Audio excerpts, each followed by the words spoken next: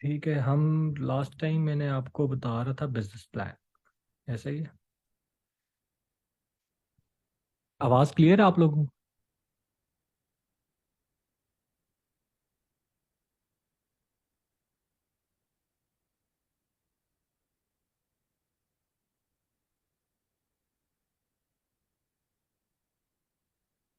अच्छा जी, तो चलें स्टार्ट करते हैं। अच्छा, लास्ट टाइम जो हमने डिस्कशन की थी, बिजनेस प्लान पे डिस्कशन हो रही थी। बिजनेस प्लान में मैंने आपको बता दिया था कि अबाउट अस क्या रखना है। उसके बाद मैंने आपको बता दिया था आर स्टोरी के बारे में, कंप्लीट कि स्टोरी क्या होनी चाहिए एक ब्रांड की। यार मैं ना एक बंदे को करता हूँ, असाइन करता हूँ, कोई रिक्वेस्ट आती है तो वो कर ले, एक्सेप्ट कर ले। किसको असाइन करूँ? क्योंकि मैं लेक्चर दे रहा हूँ और लेक्चर के दौरान ना वो एक्सेप्ट करना। आज सना की वो है, सना की तबीयत ठीक नहीं है, सना नहीं आई हुई, तो वरना तो वो मैनेज कर लेती।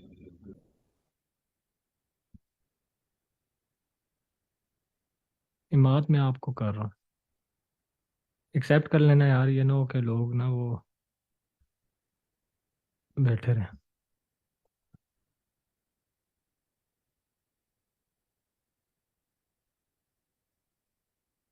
ठीक है।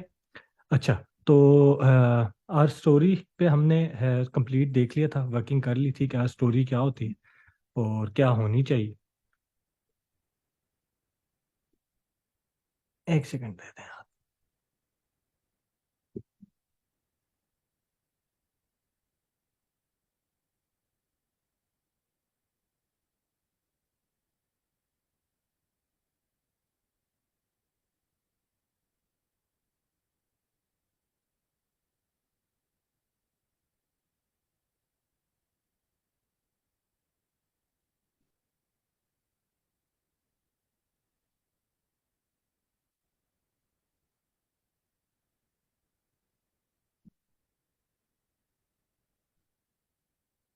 ठीक है, आपसे। अच्छा जी, तो और स्टोरी हमने कंप्लीट देख ली थी। स्टोरी क्या होती है, ब्रांड की स्टोरी क्या होनी चाहिए। शार्क टैंक इंडिया में मैंने आपको कहा था 5-10 एपिसोड उसकी देख लें, उसमें आपको स्टोरी के बारे में पता चल जाएगा कि एक ब्रांड की जो पिच होती है, जो स्टोरी होती है, वो किस तरह होती है। मैंने भी कंप्लीट समझा दी थी कि उसमें क्या क्या चीज़ें होनी चाहिए। ये हम कवर कर चुके हैं। इसके अलावा हम फाउंडर्स क्यों इंपॉर्टेंट होते हैं, ये कवर कर लिया। हमने ये वाली स्लाइड्स कवर की हैं।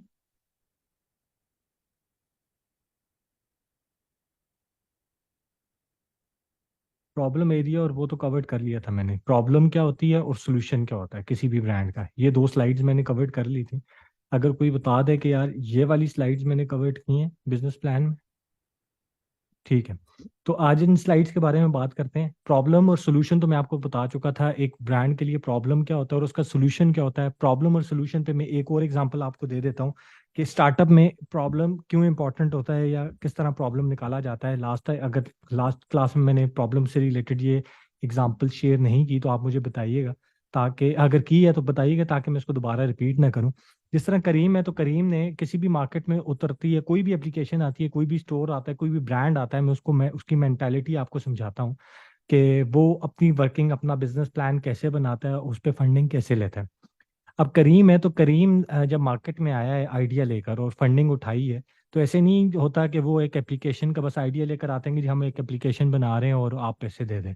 उसके पीछे उनकी वर्किंग होती है। वर्किंग क्या होती है मैं आपको समझा देता हूँ। उन्होंने अपना प्रॉब्लम या मार्केट गैप कैसे निकाला है, वो कैसे बनाते हैं, वो आपको मैं बता देता हूँ।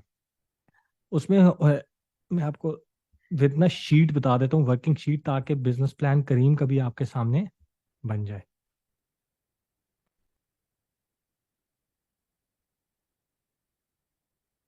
डॉक्यूमेंट ओपन कर देते हैं, या आपको ना एज असाइनमेंट या एज किसी भी जगह पे काम करने में आपको हेल्प मिलेगी इससे।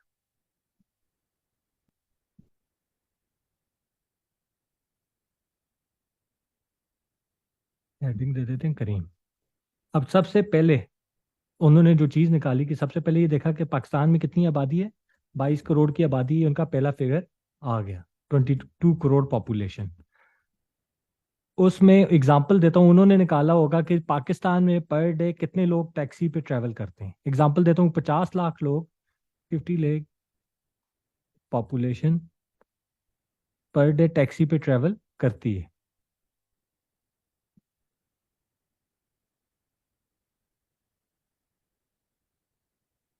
ठीक है, आपके पास दूसरा स्टेट आ गया कि 22 करोड़ की आबादी है, 50 लाख लोग टैक्सी पे पर डे ट्रेवल करते हैं। ये 50 लाख लोग टैक्सी पे अगर ट्रेवल करते हैं तो ये कितनी टैक्सी पे स्पेंड करते होंगे। लेट्स सपोज एक बंदा 100 रुपये पर डे टैक्सी पे स्पेंड करता है, ठीक है। मतलब अगर 50 लाख लोग टैक्सी पे ट्रेवल करने का मतलब ये है कि अगर मैं टैक्सी दिन में सुबह भी गया हूँ ऑफिस, शाम को घर वापस आ गया हूँ, रात को दोबारा निकल गया हूँ टैक्सी के थ्रू, तो ये मैं 3 लोग कंसिडर करता हूँ कि जी 3 लोग, 3 ट्रैवल मिले हैं या 3 लोगों ने ट्रैवल किया है, ठीक है। तो अगर 50 लाख लोग इस तरह आगे पीछे सब कुछ मिला के एक फिगर हमारे पास आता है कि जी 50 लाख लोग टैक्सी पे पर डे ट्रेवल करते हैं, तो टैक्सी पे पर डे कितना स्पेंड करते हैं। लेट सपोज वो 100 रुपीज टैक्सी पे ट्रेवल स्पेंड करते हैं।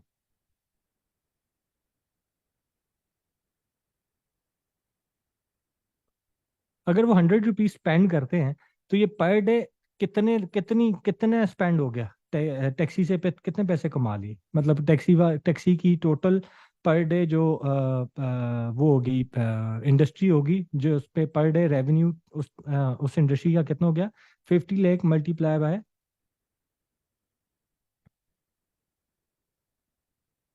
मल्टीप्लाई किधर गया, 100 इज इक्वल टू जो भी सम आता है उसका कि ये जी इसकी per day, per day revenue of taxi industry, कि पर डे पाकिस्तान में टैक्सी के ऊपर इतना स्पेंड होता है, फिर पर मंथ कितना स्पेंड होता है।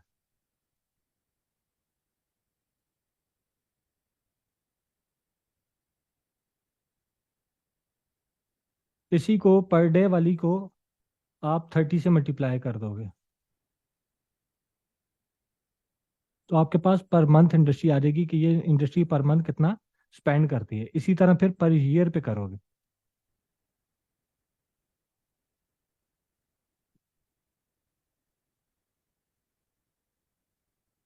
समझ आ रही है।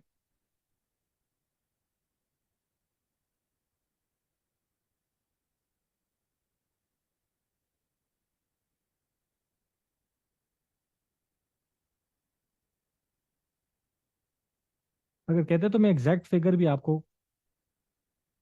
बता देता हूँ। तो ये इंडस्ट्री आपकी पर आ गई, एक इंडस्ट्री को उन्होंने बता दिया, इंडस्ट्री के स्टैट्स निकाल दिए। नहीं समझ आई। देखो, पर डे, करीम की हम एग्जांपल ले रहे हैं, उनका बिजनेस प्लान डिस्कस करें कि किसी भी स्टार्टअप का बिजनेस प्लान कैसे बनता है। वो सबसे पहले क्या करते हैं कि सबसे पहले, नो सर जी लिखा था वकार आपने पहले, वकार तो मैं समझा कि आपको क्लियर नहीं है। क्लियर नहीं है तो पूछ लो, मैं दोबारा से ये समझा देता हूँ, मैं एक दफा ये रिपीट कर देता हूँ दोबारा से, ठीक है। अब इसमें ये कि 22 करोड़ की आबादी है, 22 करोड़ में से 50 लाख लोग पर डे टैक्सी पे ट्रैवल करते हैं। लेट्स सपोज वो 5 लाख फिगर है, 10 लाख फिगर है, 50 लाख है, जो भी फिगर है, ठीक है।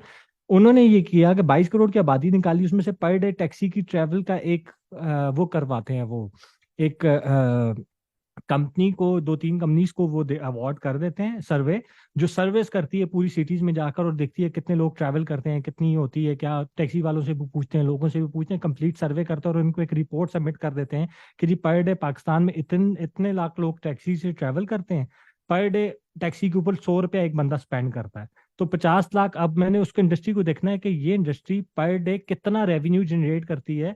तो उसके रेवेन्यू के लिए मैं क्या करूंगा, 100 रुपया मल्टीप्लाई बाय 50 लाख, जितने लोग पर डे ट्रैवल करते हैं, तो वो उसका पर डे इंडस्ट्री का एक मेरे पास स्टैट आ जाता है। 50 लाख को मल्टीप्लाई करें 100 के साथ, 100 रुपया स्पेंड हो रहा है, जो भी फिगर आएगी वो पर डे रेवेन्यू हो जाएगा, ठीक है। उसके बाद पर मंथ रेवेन्यू के लिए मैं क्या करूंगा कि इसी को पर डे रेवेन्यू जो मेरे पास आ रहा है उसको 30 के साथ मल्टीप्लाई करूंगा, तो मेरे पास जो भी नंबर आएगा वो पर मंथ रेवेन्यू हो जाएगा कि पर मंथ ये इस इंडस्ट्री इतना रेवेन्यू जनरेट करती है। पर ईयर रेवेन्यू चाहिए तो पर मंथ वाले स्पेंड को 12 के साथ मल्टीप्लाई करूंगा कि एक महीना, तो 12 साल में 12 महीने होते हैं, तो महीने के वाले पैसे में 12 से मल्टीप्लाई करूंगा तो मेरे पास पर ईयर स्पेंड आ जाएगा कि पूरे साल में इतने पैसे इस इंडस्ट्री में स्पेंड होते हैं। तो ये आपके पास आ जाती हैं टोटल, क्या कहते हैं उसको, 6 आपके पास फिगर आ गए। अब इस फिगर के बाद वो सबसे पहले क्या करते हैं, सबसे पहले उन्होंने क्या निकाला, उन्होंने निकाला प्रॉब्लम स्टेटमेंट। कि जी इस इंडस्ट्री को, जिस इंडस्ट्री को हम चेंज करने जा रहे हैं, जिस पे इतना पैसा स्पेंड हो रहा है, जिसमें पर डे 50 लाख लोग ट्रैवल करते हैं, इतना रेवेन्यू जनरेट होता है, उस इंडस्ट्री में प्रॉब्लम्स क्या क्या हैं। टैक्सी में लोगों को ट्रैवल करते हुए क्या प्रॉब्लम आता है, टैक्सी वालों को क्या प्रॉब्लम है, लोगों को क्या प्रॉब्लम है। ठीक है। अब उसकी वो प्रॉब्लम्स लिखते जाते हैं। पहली प्रॉब्लम लिख लीजिए, लोग जो है वो एग्जाम्पल देता हूँ कि बहुत दूर जाकर, अब ये एक एक में लिखना स्टार्ट करूंगा तो लंबा हो जाएगा, लेकिन मैं आपको साथ साथ ये बता देता हूँ प्रॉब्लम्स क्या क्या है। कि जी पहली प्रॉब्लम है, लोगों को जो टैक्सी लेनी पड़ती है वो दूर जाकर लेनी पड़ती है। आपको टैक्सी इजीली अवेलेबल नहीं होती। अगर आप किसी छोटी गली में हो या कहीं थोड़ा सा दूर रोड से हट के आपका घर है, तो आपको रोड पर जाकर टैक्सी ढूंढनी पड़ती है। दूसरा मसला क्या है इस इंडस्ट्री का, कि जी इस इंडस्ट्री में जो टैक्सी हैं उनकी हालतें ठीक नहीं है। वही एफएक्स गाड़ी है, वही मेरान गाड़ी है, थकी हुई गाड़ी है, वही चली जा रही है। ठीक है। तीसरा प्रॉब्लम क्या है कि टैक्सी वालों की अपनी मोनोपोली है। वो अपने हिसाब से पैसे चार्ज करते हैं। देखते हैं रोड के ऊपर कोई नहीं है, आप अनजान जगह के ऊपर हो, आपको वो क्या कहते हैं इसको, ज्यादा चार्ज करते हैं। ठीक है।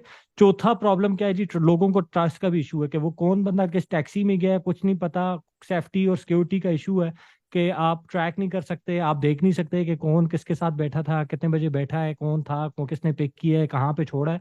कोई आपको सेफ्टी एंड सिक्योरिटी इन गाड़ियों में नहीं है। पांचवा प्रॉब्लम क्या निकालते हैं, पांचवा प्रॉब्लम वो निकालते हैं कि भाई जो बिजनेस क्लास है, जो एलीट क्लास है, जो अपर मिडिल क्लास है, वो भी सेम एफएक्स और मेरान में ट्रैवल करती है। जो लोअर क्लास है वो भी सेम एफएक्स और मेरान में ट्रैवल करती है। तो गाड़ियां जो हैं वो क्लास वाइज आपके पास अवेलेबल नहीं है। अगर एलीट क्लास अच्छी गाड़ी में ट्रैवल कर सकती है तो उसके पास कोई ऑप्शन नहीं है, और अगर लोअर क्लास सस्ती गाड़ी में ट्रैवल करना चाहती है तो उनके पास भी कोई ऑप्शन नहीं है। सबके पास एक ही ऑप्शन है। ये उनकी, तो ये क्या निकल रहा है, प्रॉब्लम स्टेटमेंट निकल रही है कि जिस इंडस्ट्री की वो बात कर रहे हैं उस इंडस्ट्री में लोगों के प्रॉब्लम्स, गाड़ियों के प्रॉब्लम्स निकालते जा रहे हैं। पांचवी छठी क्या जी, लोग गाड़ी में एसी ही नहीं होता। ठीक है।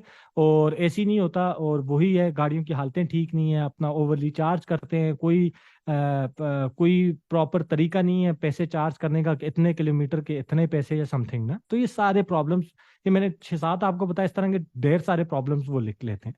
उन प्रॉब्लम्स को फिर अपने स्टार्टअप के थ्रू, अपने एप्लीकेशन के थ्रू, अपने बिजनेस के थ्रू, अपने ई कॉमर्स स्टोर के थ्रू वो सोल्यूशन में डालते हैं। सोल्यूशन क्या निकालते हैं, सोल्यूशन क्या होगा अब, सोल्यूशन जितनी प्रॉब्लम मैंने गिनवाए हैं कि गाड़ियों की हालतें ठीक नहीं है, उन्होंने वो रख देते 2010 से नीचे गाड़ी नहीं होगी, या इस वाले ईयर से नीचे गाड़ी नहीं होगी। फिर उन्होंने प्रॉब्लम निकाला कि आपका रोड पे जाकर आपको गाड़ी लेनी पड़ती है, तो एक क्लिक के ऊपर आपको गाड़ी मिल जाती है। जी गाड़ियां ओवरली चार्ज करते हैं, पर किलोमीटर इतने पैसे चार्ज होंगे अगर आप, और क्या कहते हैं इसको, इकोनॉमिकल चाहते हो, आपके पास इकोनॉमिकल गाड़ी है, तो आप पर जो है वो किलोमीटर चार्ज होगा उसके ऊपर। चौथी की ये बिजनेस क्लास और जो एलीट क्लास है वो भी सेम गाड़ियों में जा रही है, मिडिल क्लास भी सेम गाड़ियों में जा रही है, लोअर क्लास भी सेम गाड़ियों में जा रही है। तो उन्होंने क्लासिफिकेशन दे दी कि जी हमारी एप्लीकेशन पे हर बंदा अपने हिसाब से गाड़ी बुला सकता है। कोई कोई इकोनॉमिकल चाह रहा है वो मंगवा दे, कोई एसी वाली चाह रहा है वो मंगवा दे, कोई बिजनेस क्लास चाह रहा है वो मंगवा दे। तो वो अपने हिसाब से आप कर सकते हो। जी सेफ्टी एंड सिक्योरिटी का मसला है, हमारी गाड़ियाँ जी ट्रैक होंगी, आप किसी को भी लोकेशन भेज सकते हो कि मैं इस गाड़ी, ये नंबर है, ये मोबाइल नंबर है, ये है, ये मेरा ट्रैकिंग कोड है, आप इस पर ट्रैक कर सकते हो मैं इस जगह पे जा रहा हूँ। ठीक है। तो आपकी सिक्योरिटी बहुत हद तक कवर्ड हो जाती है। इसके अलावा जितनी भी चीजें थी वो सारी यूजर के, ये मैंने यूजर वाली साइड बताई है कि कस्टमर को वो क्या दे रहे हैं। इसी तरह टैक्सी वालों को भी, जिनको उन्होंने ऑन बोर्ड करना है, अपने पास टैक्सी लेकर आनी है, उनकी भी प्रॉब्लम्स लिखते हैं और अपनी एप्लीकेशन के थ्रू उनका सोल्यूशन दे देते हैं, ताकि टैक्सी वाला टैक्सी छोड़कर उनके साथ गाड़ी चलाए। तो ये एक प्रॉब्लम उस और उसका सोल्यूशन होता है किसी भी स्टार्टअप के लिए, जो सबसे ज्यादा इंपॉर्टेंट होता है। सबसे पहले तो मैंने आपको उनके फिगर्स बताए कि वो इन्वेस्टर को ये बताते हैं कि भाई हमारी इंडस्ट्री कितनी बड़ी है, कितने बड़े लोगों का प्रॉब्लम है, कितनी बड़ी इंडस्ट्री है। फिर उनका प्रॉब्लम बताते हैं कि इतने लोगों का ये प्रॉब्लम है, और उसका सोल्यूशन बताते हैं कि हम अपनी एप्लीकेशन या अपने स्टार्टअप या अपने ई कॉमर्स स्टोर या अपने बिजनेस के थ्रू इन प्रॉब्लम्स को इस तरह कैटर करें। आप प्रॉब्लम स्टेटमेंट में, और मार्केट गैप, मैंने आपको दूसरी चीज बताया था कि मार्केट गैप, ये दो चीजें यूज होती हैं। आप इन दोनों में से किसी एक चीज को अपने ई कॉमर्स स्टोर के थ्रू या अपने स्टार्टअप के थ्रू कवर कर सकते हो। एग्जाम्पल समझ आ गई आप लोगों को?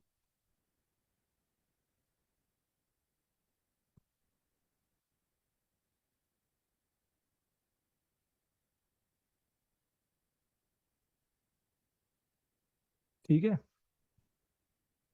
अब जाते हैं अपनी प्रेजेंटेशन की तरफ दोबारा।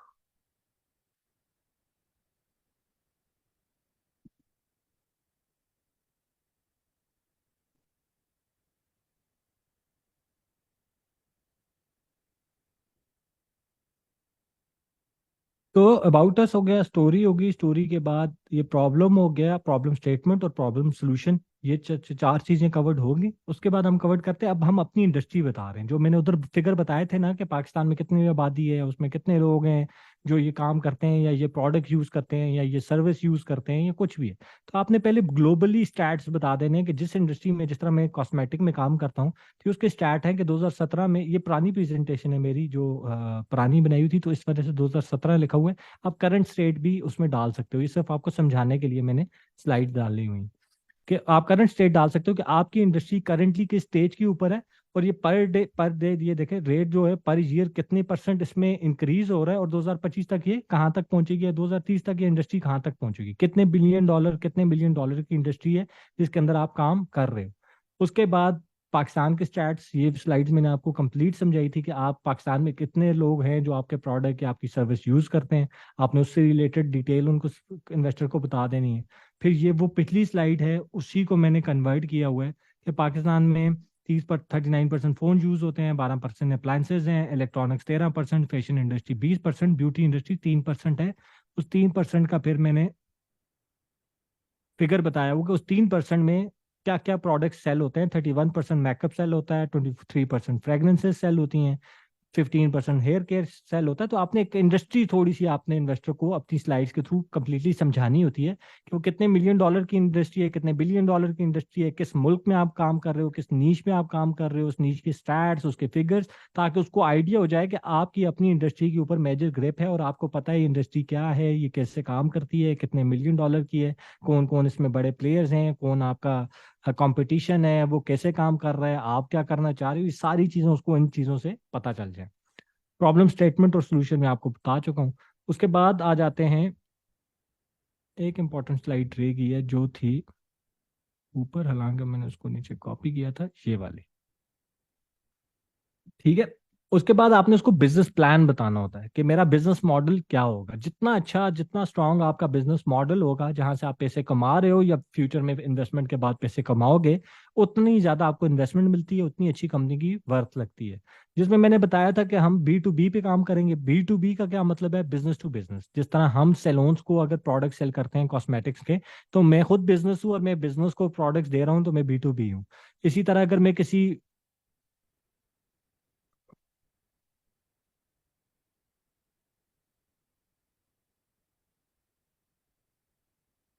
हाँ जी, तो ये वाली स्लाइड भी मैंने आपको बिजनेस मॉडल कंप्लीट बताया हुआ है कि रिटेल क्या है, B2C क्या है, डिस्ट्रीब्यूशन क्या है, मार्केटिंग क्या है। ये पांच आपका जो भी बिजनेस मॉडल होगा, आपने अपने ये वाली इस तरह की स्लाइड बनाकर अपने बिजनेस मॉडल में उसको इंटैक्ट कर देना है, उस तरह डाल देना है और उसको एक्सप्लेन कर देना है कि आपका B2B मॉडल क्या है, रिटेल मॉडल क्या है, B2C मॉडल क्या है, डिस्ट्रीब्यूशन मॉडल क्या है, मार्केट प्लेसेस का मॉडल क्या है। उसके बाद अगली स्लाइड पे जाते हैं।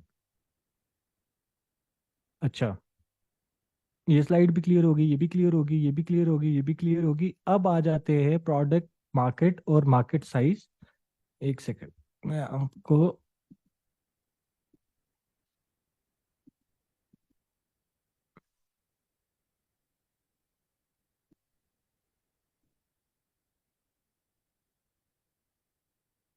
अब कवर करते हैं इससे।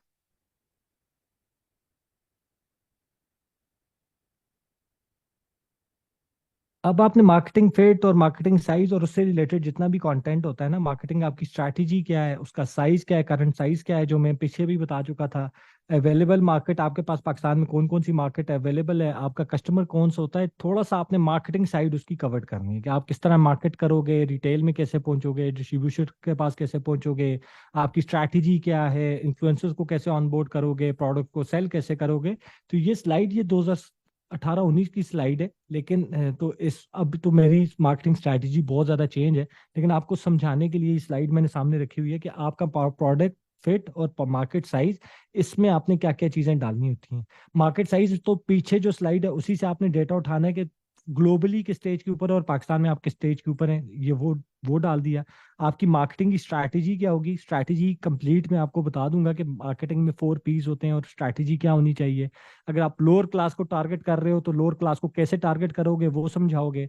आप उसको ये बताओगे कि मेरी let's suppose insta ads, Facebook ads, influencer marketing, इसके अलावा बिल बोर्ड्स अगर करना चाह रहे हो, टीवी कमर्शियल करना चाह रहे हो, इसके बाद आप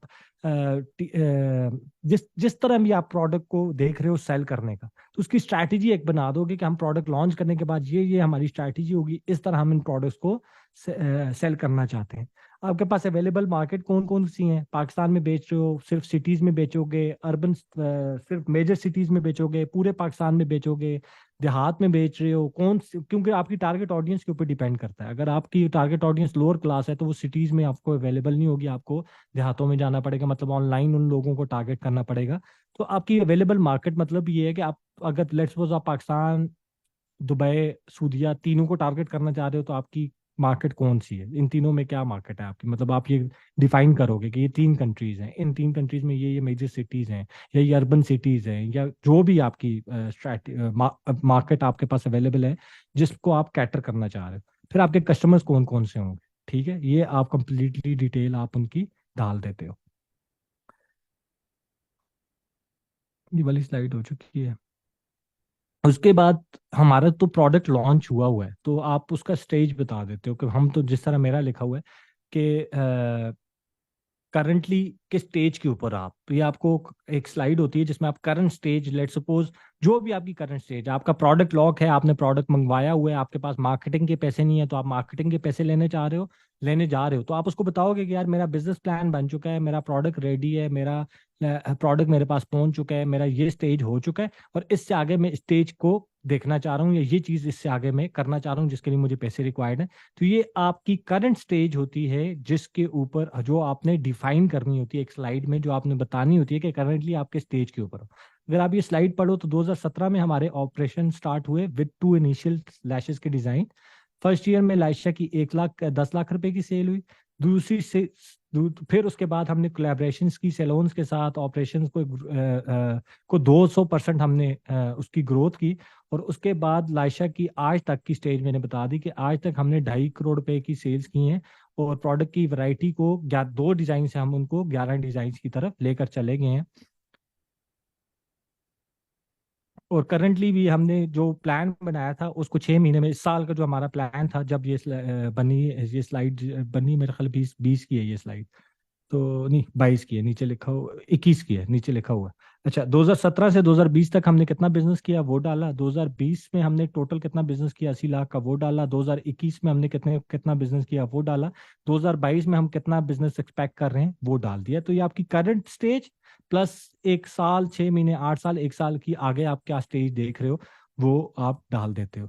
उसके बाद आपकी टारगेट मार्केट आ गई, किन किन लोगों को आप टारगेट करते हो, ठीक है, bloggers, influencers, salon, makeup studios, makeup artist, fashion enthusiast women. तो ये मेरी ये टारगेट ऑडियंस है। आपने एक टारगेट ऑडियंस बता दी, मार्केटिंग स्ट्रैटेजी आ गई, सैलून्स को कैसे टारगेट करना है, इन्फ्लुएंसर्स के थ्रू कैसे करना है, फिजिकल स्टोर्स को कैसे मार्केट करना है, ये आप डिफाइन कर देते हो, उस बता देते हो, आप एक्सप्लेन कर देते हो। फिर प्रोडक्ट लाइन मैंने बता दी कि ये मेरी करंट प्रोडक्ट लाइन है, ये सारे प्रोडक्ट्स हैं। उसके बाद मेरा कंपटीशन का एक पूरा एनालिसिस आप बता देते हो, जहां से कोई चीज, ये ना बिल्कुल बेसिक चीज है, तो इस वजह से मैंने टाइम नहीं लगा रहा कि आपने कंपटीशन मैंने आपसे निकलवा लिया है, कंपटीशन कैसे डालना है, प्रोडक्ट लाइन आपने खुद डिफाइन करनी है। वो पिछले तकरीबन 11th हमारी क्लास है, हम प्रोडक्ट पे ही बात कर रहे हैं, तो प्रोडक्ट लाइन आपकी क्या होगी, एक एक चीज में इसको डिफाइन करना, मतलब इसमें कुछ है नहीं ऐसा कि जो मैं डिफाइन करूं और जिसको दोबारा एक्सप्लेन करूं, इस वजह से इस पे टाइम नहीं लगा रहा। मार्केटिंग स्ट्रैटेजी, हर प्रोडक्ट की अलहदा मार्केटिंग बनेगी, वो मैं पीछे भी डिफाइन कर चुका हूँ, मार्केटिंग में भी डिफाइन कर दिया, अभी डिजिटल मार्केटिंग, और उसमें भी आपकी मार्केटिंग स्ट्रैटेजी डिफाइन हो जाएगी कि आप कैसे उसको मार्केट आउट करना चाह रहे हो। तो ये आ गया। उसके बाद मेरा कंपटीशन के बाद मेरा एक्सपेंशन मॉडल, अब ये इंपॉर्टेंट स्लाइड है, इसमें तो टाइम लगाऊंगा। एक्सपेंशन मॉडल से मेरा क्या मतलब है कि मुझे इन्वेस्टमेंट मिलने के बाद, ठीक है, जब मुझे इन्वेस्टमेंट मिल जाएगी उस इन्वेस्टमेंट मिलने के बाद मैं उन पैसों को कहाँ स्पेंड करना चाह रहा हूँ, मैं जो उससे पैसे मांग रहा हूँ कि मुझे 2 करोड़ दो, 5 करोड़ दो, 50 लाख दो, 30 लाख दो, उन पैसों को एक रफ रफ आइडिया आप बता देते हो कि उन पैसों को मैं कहाँ कहाँ स्पेंड करूंगा। कि जी मैं 30% बजट अपना लगाऊंगा लेट्स सपोज रिटेल आउटलेट्स की तरफ। मैं अपनी रिटेल आउटलेट्स ओपन करना चाह रहा हूँ लकी मॉल में, डॉलमन मॉल में, गीगा मॉल में, सेंटोरस मॉल में। मैं यहाँ पे उस पैसे को स्पेंड करना चाह रहा हूँ। प्रोडक्ट एक्सपेंशन के मैं अपने प्रोडक्ट्स को एक्सपेंड करना चाह रहा हूँ 30%। अगर मुझे 2 करोड़ मिलते हैं, एग्जांपल दी है कि 5 करोड़ मिलते हैं, तो उस 5 करोड़ में से फिर 40% रिटेल आउटलेट्स पे लगाऊंगा, 30% बजट अपने प्रोडक्ट्स को इंक्रीज करने पे लगाऊंगा, और 30% बजट में मार्केटिंग पे लगाऊंगा। नीचे मैंने वो भी डाल दिया कि वो किन किन चीज़ों मार्केटिंग पे कहाँ कहाँ स्पेंड होगा। अब प्रोडक्ट की एक्सपेंशन, पैसे मिलने के बाद जो आपने काम करने हैं ना, जिस तरह मैंने प्रोडक्ट लाइन अगर इंक्रीज करनी है तो मैंने उसकी पूरी डिटेल उसको दे दी कि मेरी आई मेकअप में कौन कौन से प्रोडक्ट होंगे, लिप प्रोडक्ट्स कौन से होंगे, फेस प्रोडक्ट्स कौन से होंगे। ये सारी चीजें आपने डिफाइन कर देनी है इन्वेस्टमेंट मिलने के बाद आपके अपने प्लान। उसके बाद रिटेल आउटलेट्स अगर जा रही हैं तो वो कहाँ कहाँ पे जा रही हैं, किस तरह की जा रही हैं, वो आपने बता देना है। फ्रेंचाइजेज अगर आपने ओपन करनी है तो किन किन सिटीज में आप प्लान बनाकर बैठे हो फ्रेंचाइजेज ओपन करने का, वो आपने डिफाइन कर देना है। ये हमारे जो ऑलरेडी 2 लाइशा के स्टोर थे, ये उनकी पिक्चर्स हैं, वो मैंने उसको बता दी। करंटली ये 2 स्टोर्स हैं और इसी तरह के स्टोर्स हम और ओपन करना चाह रहे हैं। प्रोडक्ट के लाइन है सारी के प्रोडक्ट्स कौन कौन से डालना चाह रहे हैं। तो ये आपका एक बिजनेस प्लान की प्रेजेंटेशन बन जाती है। समझ आइए पूरी प्रेजेंटेशन 22 स्लाइड्स। किसी को किसी स्लाइड पे कोई मसला हो तो मुझसे अभी पूछ ले।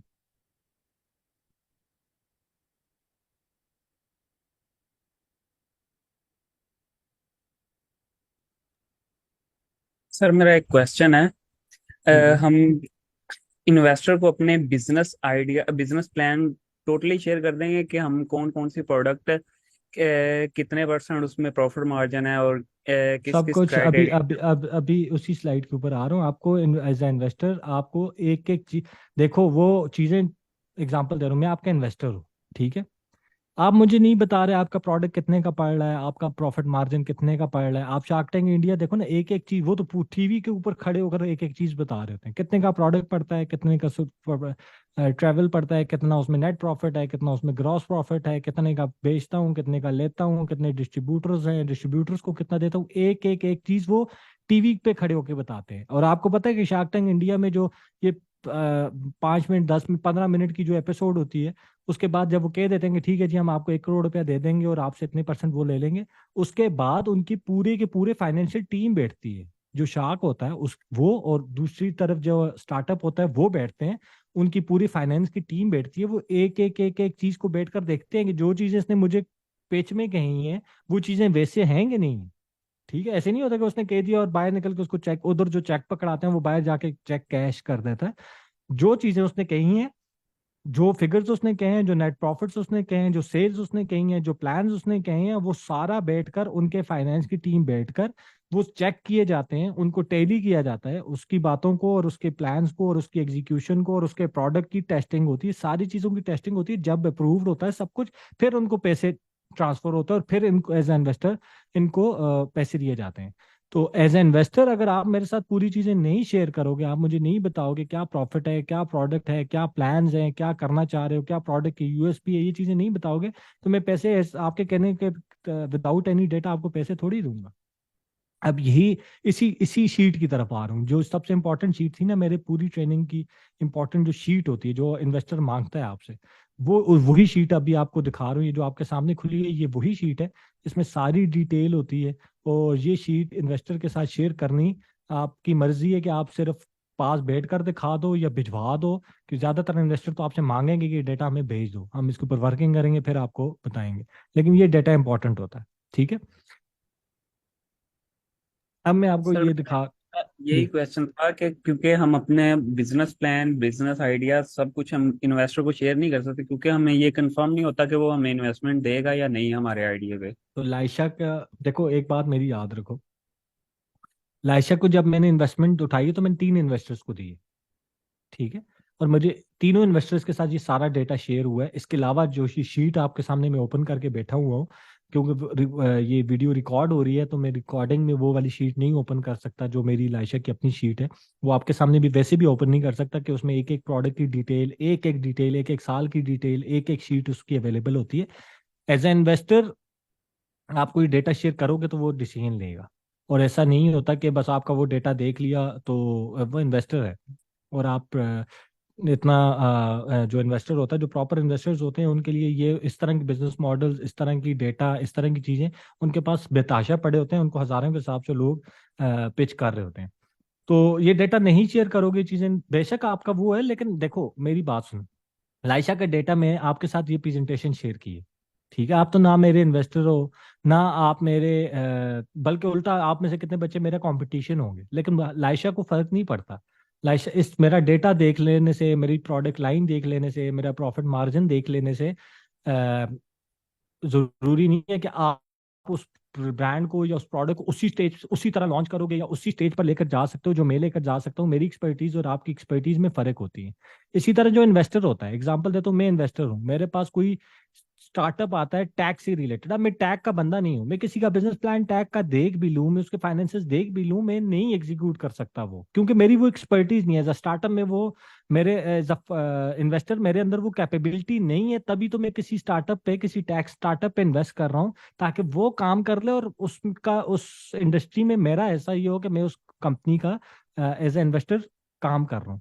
तो जो सही इन्वेस्टर्स होते हैं वो हर चीज खुद नहीं कर सकते, वो हर चीज खुद करते भी नहीं है।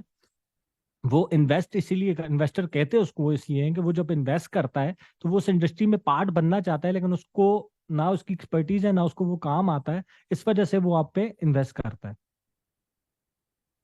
तो जो आपकी, जो मेरी स्किल सेट है, जो मेरा इंडस्ट्री में नॉलेज है, उसको उस चीज तक पहुंचने, वो मेरी शीट्स देख भी ले, उस स्टेज तक पहुंचने में उसको 5 साल लगेंगे। 5 नहीं लगेंगे, 3 लगेंगे, 3 नहीं लगेंगे, 2 लगेंगे, लेकिन उसको अपनी पूरी एनर्जी उस तरह डालनी पड़ेगी जिस तरह एज अ स्टार्टअप मैं अपना पूरा फोकस उस पर डाल रहा हूँ। और इन्वेस्टर्स के पास इतना टाइम नहीं होता कि वो किसी का बिजनेस मॉडल देखकर उसके अंदर फिर घुस जाएं और उसको करना स्टार्ट कर दें। अगर इतना ही हो तो वो इन्वेस्टर ना हो, वो फिर आपका, आपकी तरह और मेरी तरह एक बंदा हो जो एज अ बिजनेस उसको लेकर चल रहा है। इन्वेस्टर के मेन बिजनेसेस आपको क्या लगता है? इलॉन हो गया, मार्क क्यूबन हो गया, जितने भी टॉप इन्वेस्टर्स हैं, छोटा इन्वेस्टर हो गया फातिमा वेंचर्स वाले हैं, जो फातिमा फर्टिलाइजर्स वाले हैं, इनका ये इन्वेस्टर्स हैं, ये फातिमा वेंचर्स के नाम से डिफरेंट स्टार्टअप्स पे इन्वेस्ट करते हैं। तो जो चीज वो खुद कर भी सकते हैं वो भी नहीं करते। कि भाई जब एक चीज एग्जांपल देता हूँ, आपकी कंपनी में मैं 30% का, 25% का आपके साथ मालिक हो गया हूँ, और वो मैंने 70-80 लाख करोड़ रुपए देकर आपके साथ उस कंपनी में मालिक बन गया हूँ, तो मुझे क्या जरूरत है कि मैं 5-10 करोड़ लगाऊं, अपनी पूरी एनर्जी भी लगाऊं, अपनी टीम भी लगवाऊं, और फिर 100% उस इंडस्ट्री का लूं, जब मुझे 30% आपके थ्रू वो मिल रहा है। और आप मेरी मेरी जगह पे आप उस पर काम कर रहे हो एज अ साइड पार्टनर, मैं आपके साथ उसके अंदर, उस इंडस्ट्री के अंदर इन्वॉल्व हूँ। तो जो फेसबुक का इन्वेस्टर था, किसी भी कंपनी का इन्वेस्टर, जनरेशन का इन्वेस्टर है, खाड़ी का इन्वेस्टर है, लाइशा का इन्वेस्टर है, उनकी एक्सपर्टीज, छोटा से छोटा कोई स्टार्टअप है, उनकी एक्सपर्टीज अलग होती है, उनके मेन बिजनेसेस अलग होते हैं। वो हर बिजनेस में खुद नहीं घुसते, खुद घुसेंगे उनको पता फेल होगा, वो तो अपनी एनर्जी उस तरह लगा नहीं सकते। तो इन्वेस्टर को इन शीट से और इनसे फर्क नहीं पड़ता। नहीं, मैन्युफैक्चरर्स आप तब तक नहीं बताते जब तक आपको पैसे नहीं मिल जाते। आप वो प्रोसेसेस नहीं बताते कि लेट्स सपोज मैन्युफैक्चर नहीं बताओगे, आप ये बताओगे किस कंट्री से, ये नहीं बताओगे कि वो एग्जैक्ट कौन सा मैन्युफैक्चर है। और आप जो आप एग्जैक्ट किस एजेंट के थ्रू आप प्रोडक्ट्स मंगवाते हो। हाँ, तो वो चीजें आप नहीं बताते। लेकिन बिजनेस मॉडल, अब पेप्सी एग्जांपल दे रहा हूँ, मैं पेप्सी ओन करता हूँ और मैं किसी के इन्वेस्टर के पास जाता हूँ तो मैं सब कुछ बताऊंगा ना, कि पेप्सी कितने में बनती है, मैन्युफैक्चरिंग यूनिट की मेरी क्या कॉस्ट पड़ती है, कौन सी मशीनें लगी हुई हैं, कितनी मशीनों की कॉस्ट एग्जांपल दे रहा हूँ, कितनी लेबर कॉस्ट है, कितने में पेप्सी क्रिएट होती है, कितने में मैं सेल करता हूँ, मेरा प्रॉफिट मार्जिन बीच में कितना बनता है, पर मंथ में कितने कमाता हूँ, कितना रेवेन्यू है, कितना प्रॉफिट है।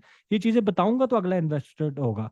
अब मैं ये सारी चीजें 10 इन्वेस्टर्स को बताऊंगा, 10 में से कोई एक जब इन्वेस्ट करेगा, जब वो इन्वेस्ट कर लेगा, उसके बाद मैं उसको बताऊंगा कि अच्छा अब मेरा प्रोसेस क्या है, मेरी रेसिपी क्या है, मेरा प्रोडक्ट क्या है, वो बनता कैसे। एग्जाम्पल दे रहा हूँ, अगर वो मेरे साथ एज अ वर्किंग इन्वेस्टर है तो।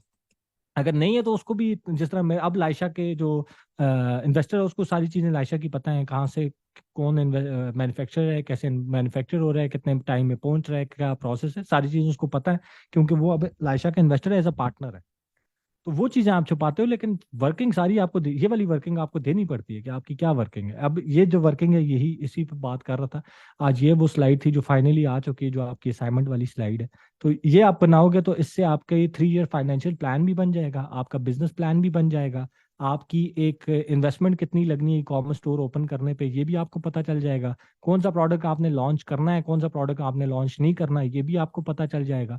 साल के बाद कौन सा प्रोडक्ट लॉन्च करोगे, कितने में लॉन्च करोगे, कैसे लॉन्च होगा, ये सारी ये एक वर्किंग शीट है जो मैं रेगुलरली अपने स्टार्टअप के लिए बनाता रहता हूँ, लाइशा के लिए। और इसके ऊपर ही मैं इम्प्लीमेंटेशन कर लेता हूँ। समझ लो कि ये वो शीट है जो पूरा ब्रेन है लाइशा का, जिसके ऊपर पूरी वर्किंग चल रही होती है।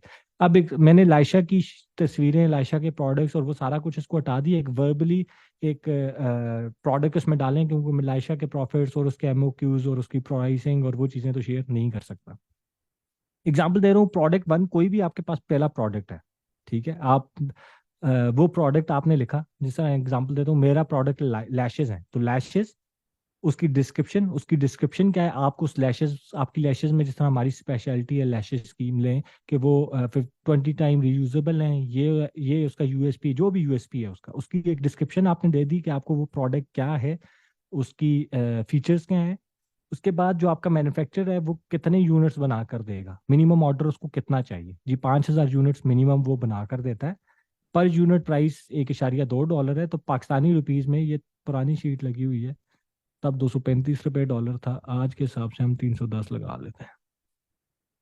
फिर $310 के साथ आपने डॉलर को रिप्लाई की मल्टीप्लाई किया, तो एक प्रोडक्ट आपको $372 का पड़ेगा।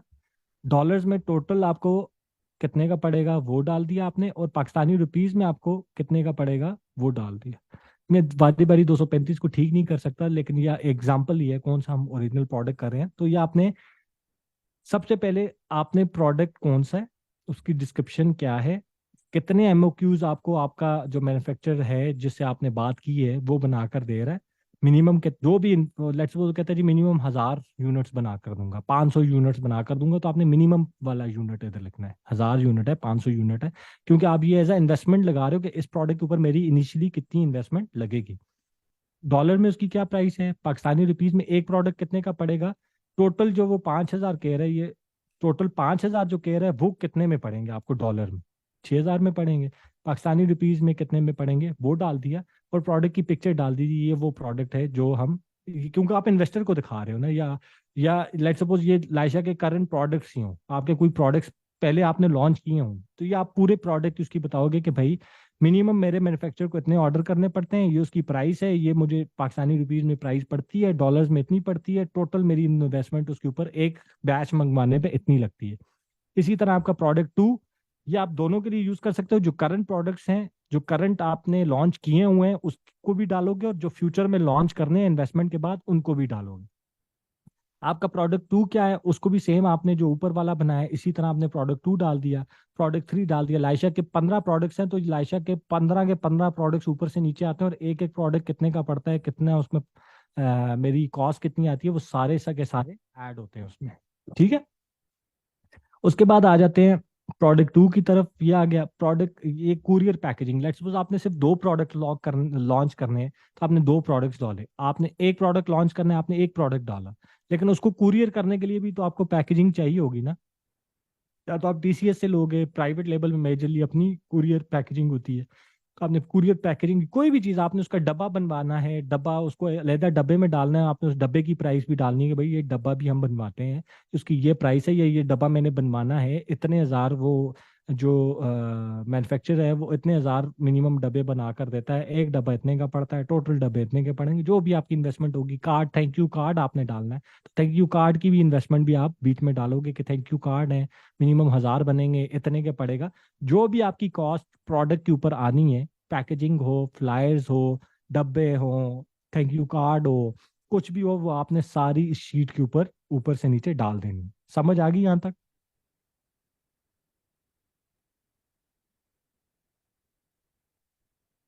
समझ आई है? कोई तो बोलो।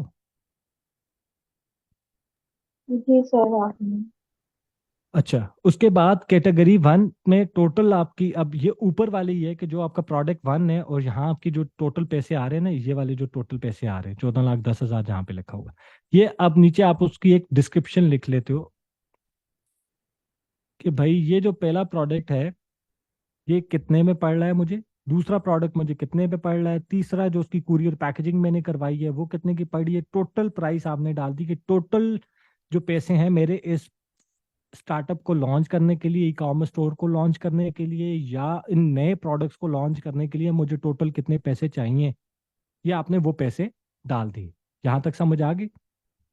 ऊपर वाला ही कॉपी पेस्ट हुआ, लेकिन ये वाली स्लाइड थोड़ी सी इन्वेस्टर को आप एक्सप्लेन कर देते हो आसान लफ्जों में कि मुझे टोटल जो मैं 2 करोड़ कह रहा हूँ, 15 लाख कह रहा हूँ, 20 लाख कह रहा हूँ, उसमें से मैं कह रहा हूँ कि जी 2 करोड़ दो, मैं 40% प्रोडक्ट्स पे लगाऊंगा, वो 40% ये, वो 40% है जो मैंने प्रोडक्ट पे लगाना है, ये वाले प्रोडक्ट्स मैंने ऑर्डर करने हैं। ठीक है।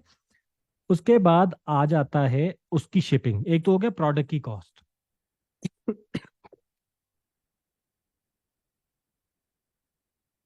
एक तो आ गई प्रोडक्ट की कॉस्ट, कि जो प्रोडक्ट आपको 1 1.5 डॉलर में, 1 सेकंड यार,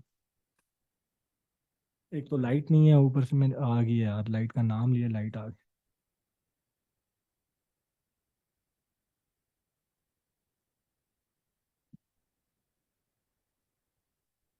1 सेकंड दे दो।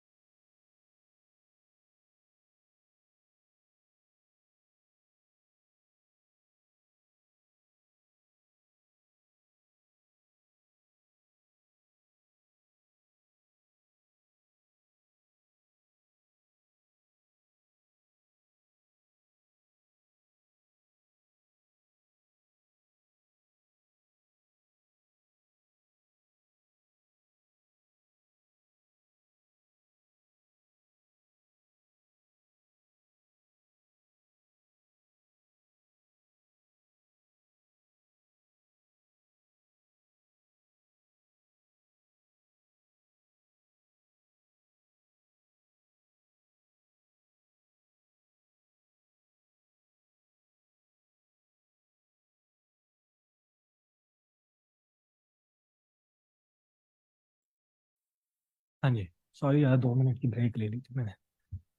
अच्छा, तो हम थे, प्रोडक्ट की हमने टोटल प्राइस निकाल दी, उसमें जो भी कॉस्ट आपकी शामिल है वो सारी कॉस्ट आपने ऊपर इन सारी जगहों पे डाल देनी है। प्रोडक्ट वाली कॉस्ट, कुरियर पैकेजिंग की कॉस्ट, डब्बे की कॉस्ट, प्रोडक्ट की कॉस्ट, जो भी कॉस्टिंग, अगर लेट सपोज डब्बा, आपको जो प्रोडक्ट पड़ रहा है वो डब्बा आपको चाइना से मिल रहा है, तो फिर डब्बे की कॉस्ट आपने नहीं डालनी, और आपने उसमें कोई एक्स्ट्रा डब्बा इंक्लूड नहीं करना। 1 सेकंड, 1 सेकंड दो, मैं आपको ना प्रोडक्ट साथ दिखा दूं, ताकि आपको प्रोडक्ट्स आप साथ पड़े होंगे ना, तो आपको सही आइडिया होगा। मैं प्रोडक्ट ले आऊँ साथ।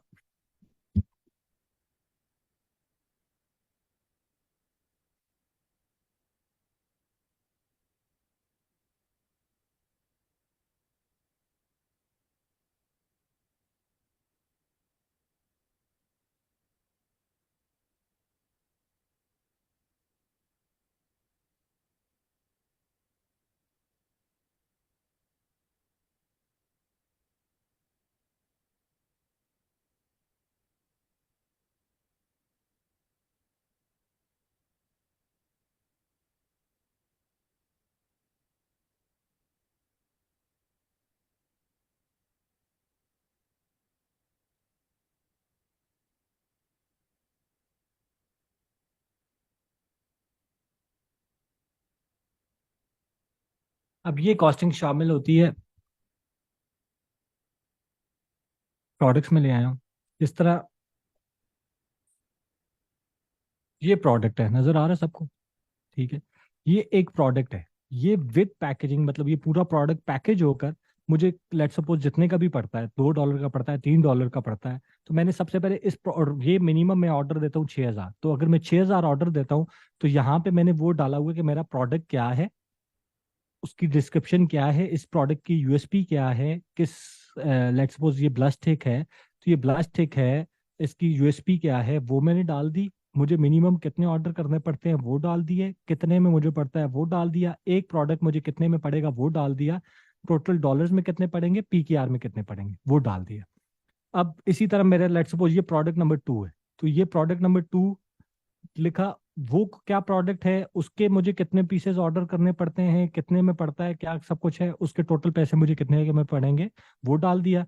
तीसरा कुरियर पैकेजिंग। अब कुरियर पैकेजिंग में आपको बता देता हूँ, उसमें दो तीन चीजें आती हैं। अब लायशा का कोई बंदा ऑर्डर करता है ना, तो लायशा का ये बॉक्स है, ठीक है।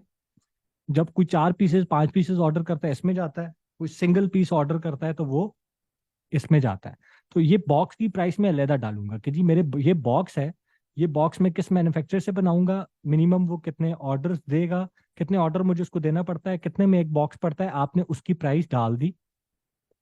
जो नीचे कुरियर पैकेजिंग लिखी हुई है ना, वो कुरियर पैकेजिंग ये है लायशा की, ठीक है। ऊपर लायशा लिखा हुआ है,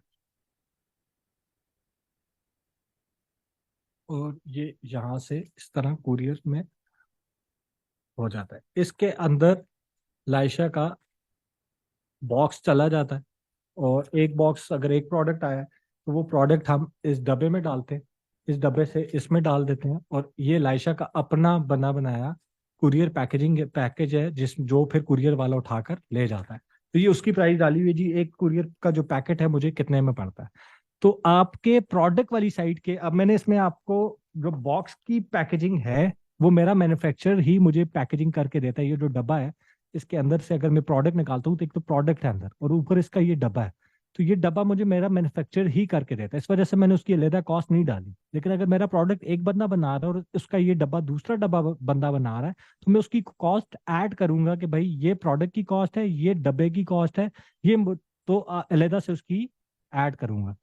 समझ आ गया? तो जो प्रोडक्ट वाली साइड है ना आपकी, उसकी टोटल पैसे आपने एज ए इन्वेस्टमेंट, ये आप अपना ई कॉमर्स स्टोर भी लॉन्च कर रहे हो, पैसे बेशक नहीं उठा रहे, ये शीट आपने फिर भी बनानी है, उसमें ये डेटा फिर भी डालना है, ताकि आपको पता हो कि आप कितने पैसे इन्वेस्ट करने जा रहे हो। उसके ऊपर आगे जब जाऊंगा इस शीट कोई, तो उसमें आपको प्रॉफिट कितना होगा, आपने वर्ड सुने होंगे, net profit, gross profit. Net profit क्या होता है, ग्रॉस प्रॉफिट क्या होता है, वो कैसे कैलकुलेट किया जाता है, और कितना मार्केट कितना प्रॉफिट रखना चाहिए, कितना ग्रॉस रखना चाहिए, कितना नेट रखना चाहिए, ये सारी चीजें भी इसी शीट में कवर्ड होंगी। ये सबसे इंपॉर्टेंट शीट है, अभी तक की जितने लेक्चर्स हुए उसमें सबसे इंपॉर्टेंट डेटा इसी में फिल होता है। इसी से आपका बिजनेस प्लान भी बन जाता है, इसी से आपको इन्वेस्टमेंट भी मिलती है, इसी शीट से आपको अपने फ्यूचर का भी पता चल जाता है कि यार आपका ये ब्रांड कितना बड़ा स्केल होगा, आपके पर डे आपने कितने प्रोडक्ट बेचने होंगे, पर मंथ कितने बेचने होंगे, ताकि आपके खर्चे पूरे हो जाएं। आपकी सारी चीजें इसी से कवर्ड होंगी, ठीक है। तो शीट को गौर से देखो। यहां तक किसी को कोई मसला है, साथ साथ पूछो, आगे शीट डिटेल में होती जाएगी तो फिर समझ नहीं आएगी। अगर पिछला समझ नहीं आया होगा तो इससे आगे आपसे शीट नहीं बनेगी। यहां तक कोई मसला है तो मुझसे पूछ लो, ठीक है। अब उससे आगे आता हूँ, ये तो आगे प्रोडक्ट की कॉस्ट कि मुझे चाइना तक ये प्रोडक्ट मुझे मैन्युफैक्चर कितने में बनाकर दे रहा है। अब आ जाती है शिपिंग कॉस्ट। मैंने शिपिंग कॉस्ट भी तो ऐड करनी है, उसको भी तो कैलकुलेट करना है कि चाइना में अगर प्रोडक्ट मुझे $1.5 का मिल रहा है, तो पाकिस्तान मेरे वेयर हाउस तक पहुंच कर वो प्रोडक्ट कितने में पड़ेगा, मुझे एक प्रोडक्ट कितने में पड़ेगा, मेरी टोटल पैकेजिंग, टोटल 5,000 प्रोडक्ट्स अगर मैंने चाइना से मंगवाने हैं वो कितने में पड़ेंगे। लेट सपोज मेरे एक प्रोडक्ट का वेट है 0.05 kg। जो भी प्रोडक्ट होगा ना, उसकी आपने दो चीजें लिख लो अपने पास, अपने दिमाग में डाल लो कि उसकी दो चीजें आपने अपने मैन्युफैक्चरर से पूछनी है। इस प्रोडक्ट की पर पैकेजिंग के साथ, इस डब्बे के साथ, एक तो होती है इस प्रोडक्ट की अपना वेट होता है। लेट सपोज मेरा प्रोडक्ट 5 मिलीग्राम का है, लेकिन इस डब्बे के साथ इस प्रोडक्ट की क्या वेट पड़ता है, क्या वेट बनता है, वो 0.1, वो 100 ग्राम है, 500 ग्राम है, 1000 ग्राम है, जो भी ग्राम है, जो भी केजी है, लेट्स सपोज आपका बड़ा प्रोडक्ट है, जिस तरह मैंने इधर एग्जांपल दी हुई है, 0.05 केजी का एक पड़ता है विद पैकेजिंग। तो टोटल कितना केजी होगा? अगर मैं 5000 पीसेस मंगवा रहा हूँ, ठीक है, तो वो क्या होगा? अगर 5000 पीसेस मंगवाने हैं तो 5000 multiply by is equal to 5000 pieces multiply by एक का अगर 0.05 केजी वेट है तो 250 केजी का मुझे पड़ेगा। टोटल जो मेरा वेट आएगा वो 250 केजी आएगा, ठीक है। अब आपको मैं चार्जेस मैंने पहले भी बताए थे, दोबारा से बता देता हूँ। ये पुरानी शीट है, 3500 रुपये, अब नहीं, अब तकरीबन 4500 से 5000 रुपये पर केजी पड़ता है चाइना से आपके वेयर हाउस पाकिस्तान पहुंचाने का। जो आपका एजेंट होता है 4000, 4500, 5000 डिपेंडिंग ऑन द प्रोडक्ट वो लेता है। कि अगर ये प्रोडक्ट मैं बाय एयर मंगवाऊंगा तो मुझे 3500 का पड़ेगा। बाय सी इधर 400 लिखा हुआ है, अब बाय सी जो रेट है वो 700 800 रुपये है, 800 रुपये लगा देते हैं। कुरियर पैकेजिंग ये 70 से 80 रुपये की पड़ती है, ये लेदा चीज है, ठीक है। प्रोडक्ट आ गया, एक प्रोडक्ट मुझे 0.05 केजी का पड़ता है। 250 ग्राम, 250 केजी उस टोटल का वेट होगा, ठीक है। और बाय एयर मुझे अगर वो D110 क्या है भाई,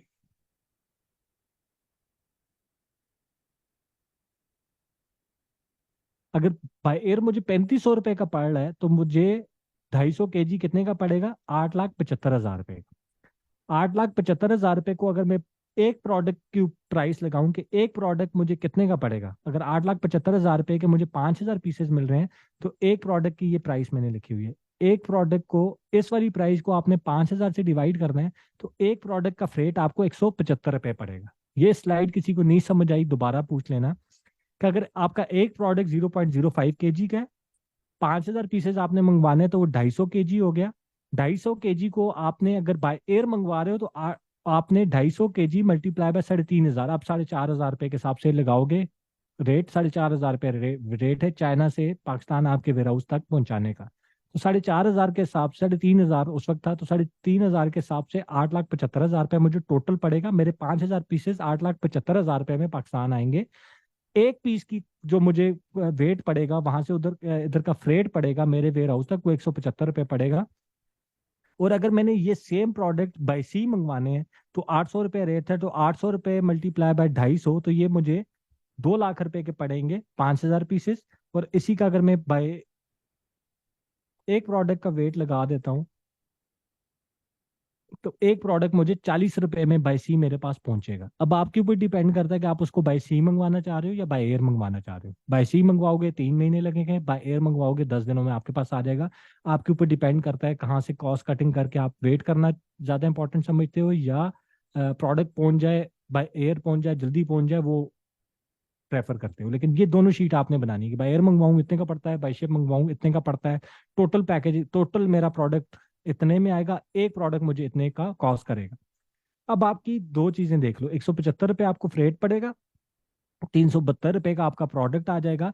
तो प्रोडक्ट प्लस आपका फ्रेट 372 प्लस 100 क्या है, 175, ये आ जाएगा 372 प्लस 175, 547 रुपीज का आपको प्रोडक्ट पाकिस्तान से, चाइना से प्रोडक्ट बन के पाकिस्तान में आपके वेयर हाउस तक लेकर आने के लिए आपको 547 रुपये का एक प्रोडक्ट पड़ेगा। प्रोडक्ट की प्राइस और फ्रेट की प्राइस दोनों को प्लस करोगे तो आपके पास एक अमाउंट आ जाएगी, यार ये प्रोडक्ट मुझे पाकिस्तान पहुंचकर इतने में पड़ता है। ठीक हो गया, यहाँ तक समझ आ गई। इसी तरह आपने प्रोडक्ट 2 डाल देना है, प्रोडक्ट 3 डाल देना है, प्रोडक्ट 4 डाल देना है, जितने भी आपके प्रोडक्ट्स हैं उनका आपने फ्रेट कैलकुलेट करना है। ये आपका चाइना से पाकिस्तान तक का फ्रेट, आपके वेयर हाउस तक का फ्रेट कंप्लीट हो गया। आपके पास एक ग्रॉस मार्जिन की आ जाएगा कि अगर मैं 572 रुपये का मुझे प्रोडक्ट मिलता है और मैं उसको लेट्स सपोज 500 का मिलता है पाकिस्तान पहुंच कर, और मैं उसको 1000 रुपये का बेचता हूं तो मेरा ग्रॉस प्रॉफिट आ जाएगा 500 रुपये। अभी इसमें मैंने और खर्चे शामिल नहीं किए, डिजिटल मार्केटिंग के खर्चे नहीं शामिल हुए, टीम के खर्चे नहीं शामिल हुए, कोई खर्चे शामिल नहीं हुए। लेकिन ग्रॉस प्रॉफिट यही होता है कि आपके प्रोडक्ट की price plus the selling price, उसके दोनों को मिलाकर आपने जो प्रॉफिट अपना निकालना होता है, मतलब ग्रॉस प्रॉफिट जो निकालना होता है, वो इस तरह निकलना है। तो ये आपका आ जाएगा ग्रॉस प्रॉफिट। अब यहाँ पे लेट सपोज 4 प्रोडक्ट्स को आपको जो भी शिपिंग कॉस्ट पड़ेगी, आपने वो शिपिंग कॉस्ट निकाल दी। नीचे आपने टोटल बजट अब डाल देना कि टोटल बजट मुझे प्रोडक्ट के लिए कितना चाहिए। प्रोडक्ट के लिए मुझे चाहिए 20 लाख, फ्रेट और टैक्सेस पे मेरा लेट सपोज लगेगा 5 लाख, मार्केटिंग के लिए 5 लाख का बजट आप डाल दोगे। मार्केटिंग के लिए कहाँ से बजट डालोगे वो आगे बताता हूँ कि ये बजट कहाँ से आता है। ये यहाँ तक शीट, ये पहली शीट कंप्लीट हो गई है, ये यहाँ तक समझ आ गई है, ग्रॉस प्रॉफिट निकालने तक की शीट, जिसमें आपने प्रोडक्ट की प्राइस प्लस फ्रेट निकाल दिया। ये 2 चीजें निकाल दी आपने, आपके पास एक शीट बन जाती है। अब इसके बाद आ जाते हैं डिटेल शीट में। अब ये पीछे वाले से ही उठाए हुए जी, पहला प्रोडक्ट की प्राइस मुझे इतनी की पड़ी थी, दूसरा प्रोडक्ट कितने का पड़ रहा था, तीसरा प्रोडक्ट कितने का पड़ रहा था। अब ये तो हो गए 2 प्रोडक्ट्स। अब आपने इन्वेस्टर को बताना होता है कि भाई इन 2 प्रोडक्ट्स या इस एक प्रोडक्ट के साथ तो मैं स्टार्ट कर रहा हूँ।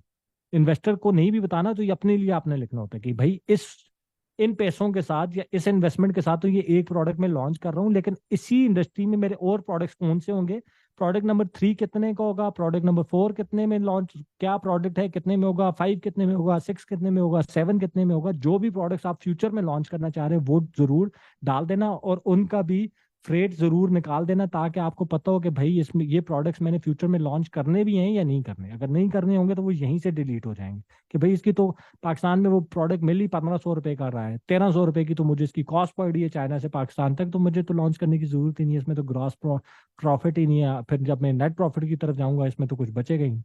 ठीक है, तो ये आपने अगले जो प्रोडक्ट्स हैं वो डाल देने। ये सिर्फ शीट आपकी जो जो लिखा हुआ है आपकी उसके लिए डाला हुआ है कि बाय एयर आपको क्या रेट पड़ता है, बाय सी आपको कितने का पड़ता है, और पैकेजिंग कॉस्ट आपको नॉर्मली 70 से 100 रुपये आपने पैकेजिंग के लिए छोड़ने होते हैं। अगर आप इधर पैकेजिंग कॉस्ट नहीं डालोगे, इधर नहीं डाल रहे, तो इधर आपने सिर्फ डाल देना कि भाई मुझे 70 से 100 रुपये पैकेजिंग का पड़ता है। अब ये आ जाता है मार्केटिंग बजट। ये लाइशा का भी इसी तरह मार्केटिंग बजट बना हुआ है, हर ब्रांड का इस तरह मार्केटिंग बजट बनता है। मेरी जो इन हाउस टीम, एग्जांपल देता हूँ कि मेरे पास इस वक्त 15 एम्प्लॉयज हैं रेड टेल में, उसमें से मेरी लाइशा जो है वो रेड टेल को पर मंथ मार्केटिंग का पे करता है। ठीक है, ऐसा नहीं है कि लाइशा मेरा ब्रांड है और रेड टेल भी मेरा ब्रांड है तो लाइशा को मैं फ्री काम करके करके देता हूँ, या लाइशा की वो मेरे तक है।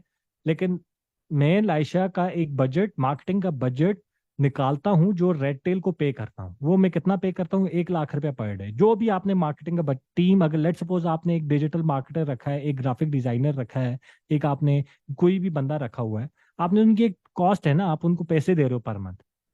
जो भी पैसे आप डेडिकेट कर रहे हो और वो मार्केटिंग के लिए यूज होंगे, आपकी मार्केटिंग की टीम है वो जिन्होंने वो प्रोडक्ट बेचने हैं। अगर वो आपके पार्टनर है, आप पैसे नहीं दे रहे हो तो उसकी कॉस्ट नहीं डालोगे। लेकिन आप कोई भी बंदा हायर करते हो, कोई वेबसाइट वाला हायर करते हो पर मंथ वाला, कोई ऐसा बंदा जो आपको पर मंथ जिसके पैसे देने हैं, तो आपने वो डाल देना है कि भाई मुझे इन हाउस टीम का ये पर मंथ खर्चा है मेरा मार्केटिंग के लिए। मेरा खर्चा है 1 लाख रुपए पर मंथ, लाइशा 1 लाख रुपए पर मंथ रेड टेल को दे देती है, तो पूरे साल में मुझे 12 लाख रुपए देने होते हैं। मीडिया बाइंग से ये मतलब है कि मेरे एड्स पर मंथ लाइशा के कितने के रन होते हैं। ठीक है, अब तो लाइशा के अल्लाह का शुक्र है 4-5 लाख के होते हैं, लेकिन तब 2 लाख रुपए बजट होता था कि 2 लाख रुपए आपने डेडिकेट कर दिया कि ये बजट है जो मैंने एड्स के लिए रन करना है। 50,000 बजट है, 30,000 बजट है, 80,000 बजट है, जो भी बजट है वो आपने इधर लिख लेना है कि पर मंथ इतना बजट है, पर ईयर का ये बजट है।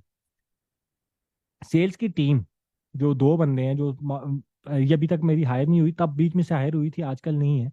लेकिन अगर सेल्स की टीम के लिए मैंने बजट रखना है कि भाई सेल्स की टीम है जो सेलोन्स पे जाकर बेचेगी, B2B मार्केट के लिए जाकर बेचेगी, 50,000 रुपये एक बंदे की सैलरी है, 2 बंदे वो हैं, उनके 12 लाख रुपए ईयर के उनका खर्चा है। इन्फ्लुएंसर मार्केटिंग पे लाइशा पर मंथ स्पेंड करता है, आप 2-1 लाख रुपए हम पर मंथ स्पेंड करते हैं, इन्फ्लुएंसर्स को पे करते हैं। उनको देने के लिए कितना बजट है जी, ये बजट 1 लाख रुपए का बजट है, 12 लाख रुपए वहां पे लग जाएगा। हर मंथ एक फोटोशूट का बजट हमने रखा हुआ है, लेट्स सपोज 35,000 रुपये पर मंथ रखा हुआ है। लेकिन अगर इस मंथ अगर मैं नहीं करता तो नेक्स्ट मंथ 17,000 रुपये मेरे पास बजट होता है फोटोशूट पे स्पेंड करने का। 2 महीने नहीं करता, तीसरे महीने में करता हूँ तो मेरे पास 1 लाख रुपए का बजट होता है जिसमें मैं प्रोडक्ट्स का फोटो शूट या वीडियो शूट करवाऊं। तो ये 35,000 रुपये मैंने उसकी एवरेज निकाली हुई है कि वो तकरीबन मुझे 35,000 रुपये पर मंथ फोटो शूट के लिए मैंने डेडिकेट किया हुआ है, वो डाल दिया। इसके अलावा जो एक्सपेंसेस हैं, कि ऑफिस का बिल है, एक्सपेंसेस हैं, ट्रैवलिंग है, ये है वो है, कोई भी एक्सपेंसेस है, वो कौन से हैं जी? 20,000 रुपये टोटल है, पेटी कैश जिसको कहते हैं, जो 2,40,000 रुपये पर ईयर मैंने उस पर लगाना है। पर ईयर 66 लाख रुपए जी मार्केटिंग पे लगेगा, पर मंथ उसमें से 5,55,000 रुपया मेरा खर्चा आ गया। अब मेरे पास सारे खर्चे निकल कर आ रहे हैं। मेरे पास पहला खर्चा आया कि मेरे प्रोडक्ट पे कितना पैसा लगेगा, दूसरा मेरा खर्चा आया मेरी शिपिंग के ऊपर कितना पैसा लगेगा, तीसरा मेरा खर्चा आया कि मेरी टोटल मार्केटिंग के ऊपर जो टीम है, जो सर्विसेज हैं, जो वेबसाइट बनानी है, जो ग्राफिक डिजाइनर हायर करना है, उन सब का, इन्फ्लुएंसर्स को लगाना है, वो सब का टोटल मेरे पास पूरे साल का कितना बजट है जी? मेरे पास टोटल 66 लाख रुपए का बजट है। अब उस 66 लाख रुपए को मैंने पर मंथ कैसे लेकर चलना है वो मेरे ऊपर डिपेंड करता है। ठीक है, ये आपके पास मार्केटिंग का खर्चा हो गया, जो यहाँ पे नीचे लिखा हुआ है ना कि मार्केटिंग के ऊपर का कितना बजट है जी? 5 लाख का बजट है। ये बजट वहीं से आता है, यहाँ से आता है। यहाँ पे आप सारे पर मंथ का खर्चा डालते हो। कोई ऐसा खर्चा है जो आप कैलकुलेट नहीं कर सकते, कोई छोटा खर्चा है, आपने अपनी गाड़ी का खर्चा है, बाइक का खर्चा है, और वो आपने कंपनी के ऊपर ही लगाना है, तो आप अदर में डालकर ना उसको एक एक डेडिकेट कर दोगे कि ये अदर वाला खर्चा जो है, ये इसमें मेरे बाइक का खर्चा भी शामिल है, मेरी कॉल्स का खर्चा भी शामिल है, मेरे मोबाइल का खर्चा भी शामिल है। उसका एक बजट रख लोगे कि 30,000 रुपया पर मंथ है, जो मेरा लगेगा वो भी मैंने इस कंपनी से निकालना है। ये आपने वो बजट डाल दिया। अब आ जाते हैं नेट प्रॉफिट कैलकुलेट करने के लिए। नेट प्रॉफिट कैलकुलेट करने के लिए मेरे पास प्रोडक्ट प्राइस भी आ गई है, शिपिंग प्राइस भी आ गई है, मार्केटिंग प्राइस भी आ गई है कि मेरा मार्केटिंग पे कितना खर्चा आना है। अब प्रोडक्ट मुझे कितना का कॉस्ट कर रहा है, ये जो कॉस्ट लिखी हुई है, ये कॉस्ट आपने डाल दी प्रोडक्ट की कि जी 500 रुपये का प्रोडक्ट चाइना में था। ये आपने शिपिंग कॉस्ट डाल दी कि 200 रुपये पर प्रोडक्ट शिपिंग मुझे इसकी पड़ी, 130 मुझे पाकिस्तान पहुंचने की, आपके वेयर हाउस तक पहुंचने की जो भी कॉस्ट है, फ्लायर्स की कॉस्ट उसमें शामिल करना है, शिपिंग की कॉस्ट उसमें शामिल करनी है। फ्लायर की कॉस्ट कहाँ से निकाल सकोगे? दो तरीके हैं फ्लायर्स की कॉस्ट के लिए। या तो फ्लायर्स को आप यहाँ पे मत ऐड करो, 70 से 100 रुपये आप रख लो कि जी 20-25 रुपए का आपको फ्लायर पड़ता है, टीसीएस वाला, आप अपने फ्लायर्स बनाते हो, रख लेते हो। फ्लायर्स की कॉस्ट होगी, थैंक यू कार्ड की कॉस्ट होगी, उसकी एक एवरेज लगा लो कि जी 70, जिस तरह मैंने इधर डाला हुआ है ना, किधर डाला हुआ, ये डाला हुआ है कि 70 से 100 रुपए जी पैकेजिंग पड़ती ही पड़ती है। तो आप एक 70 रुपए आप उसके डाल दो, और कोई टैक्स शैक्स आपने देना वो डाल दो, और आपने को जो वो प्रोडक्ट पाकिस्तान पहुंचकर आपके वेयर हाउस तक पहुंचने की जो कॉस्ट है वो डाल दो। लेट सपोज 130 रुपए आपके पाकिस्तान पहुंचने की कॉस्ट थी, 70 रुपए प्लस उसमें कर दो जो आपकी शिपिंग के, आपके कुरियर के, आपके रिटर्न्स के, इन चीजों के जो भी खर्चे होंगे, उसके आपने 70 रुपए डाल दिए, तो 200 रुपए आपने कॉस्ट डाल दी। 500 का प्रोडक्ट पड़ा, 200 रुपए आपको अदर कॉस्ट उसकी पड़ी, ठीक है, 700 रुपए आपका खर्चा हो गया। सेल कितने का कर रहे हो? लेट सपोज हाँ 1,650 रुपए का सेल कर रहे हो, तो उसमें प्रॉफिट कितना बच गया? 950 रुपए प्रॉफिट बच गया। पहले साल में आप उसकी कितनी सेल्स एक्सपेक्ट कर रहे हो? नहीं, पहले साल पे ना हो, ये तो साल साल वाइज सेल्स, ठीक है। 500 रुपए का प्रोडक्ट, 200 रुपए की shipping plus courier packaging plus जो भी थैंक यू कार्ड प्लस जो भी खर्चा आप एक कैलकुलेट करते हो, आप एक खर्चा डाल देते हो कि 200 रुपया, ये इन चीजों का हो गया। 500 का प्रोडक्ट, 200 रुपया बकाया खर्चा, वो प्रोडक्ट सेल कितने में करोगे? 1,650 रुपए में। प्रॉफिट कितना बच गया? 950 रुपए। अगर वो आपने 4,000 प्रोडक्ट्स बनाए। जी जी। सर इसमें जो शिपमेंट के हम चार्जेस ऐड कर रहे हैं वो हम कस्टमर तक पहुंचाने के कोरियर के भी ऐड कर रहे हैं इसमें, नहीं या नहीं नहीं, जस्ट कुरियर अपने के नहीं वेयर कर रहे। हाउस देखो, तक के कर रहे हैं अभी अगर तक? कुरियर आप फ्री दे रहे हो, ज्यादातर कुरियर फ्री नहीं होता, ठीक है, जैसे जी जी। लायशा का कुरियर फ्री नहीं होता। अगर वो 200 रुपए की कुरियर चार्जेस हैं तो वो कस्टमर पे करता है, तो उसको इधर इंक्लूड करने का फायदा नहीं। वो जो भी चार्जेस हैं वो तो कस्टमर दे रहा है, ठीक है। मेरा जो कुरियर वाला यहाँ से पिक करता है और घर तक उसके डिलीवर करता है, उसके चार्जेस ऑलरेडी कस्टमर 200 रुपया, 290 रुपया, जो भी उसकी कुरियर के आपकी जिस तरह, ये देखो ना, आजकल कुरियर के चार्जेस हो गए हैं डबल, 270, 280, 290 रुपये वो लेते हैं। अब ये मैं लायशा पे गया हूँ, ठीक है। तो सर अगर हम वो भी ऐड करें ताकि हम फ्री शिपिंग दे दें तो वो इसमें इंक्लूड होगा? हाँ, तो वो आप देखो, खर्चा जो भी होगा ना, आप कोई चीज फ्री देना चाह रहे हो, कोई चीज एक्स्ट्रा देना चाह रहे हो, कोई फ्री गिफ्ट देना चाह रहे हो, कोई भी चीज आप देना चाह रहे हो, उसका जो भी खर्चा है आपका, ठीक है, ये शिपमेंट, टैक्सेस और फ्लायर ऊपर जो हेडिंग दी हुई है ना, इसमें वो खर्चा इंक्लूड कर दो। मैंने इंक्लूड किया हुआ शिपमेंट, लेट्स सपोज इस प्रोडक्ट की 130 रुपए शिपमेंट चाइना से पाकिस्तान तक पहुंची, 130 रुपए उसके। टैक्स मैंने मेरा अगर कोई दे रहा हूँ 10-20 रुपए उसके, 70 रुपए अगर मैं 50 रुपए 60 रुपए अगर उसकी मुझे फ्लायर की कॉस्ट पड़ी है उसके, या थैंक यू कार्ड की पास कॉस्ट पड़ी है उसके, तो ये 200 रुपया मैंने डाला हुआ कि 200 रुपया जी मेरी बकाया कॉस्ट है। 500 का प्रोडक्ट है, 200 मेरी बकाया कॉस्ट है, ये टोटल मेरी कॉस्ट आ जाती है। ठीक है।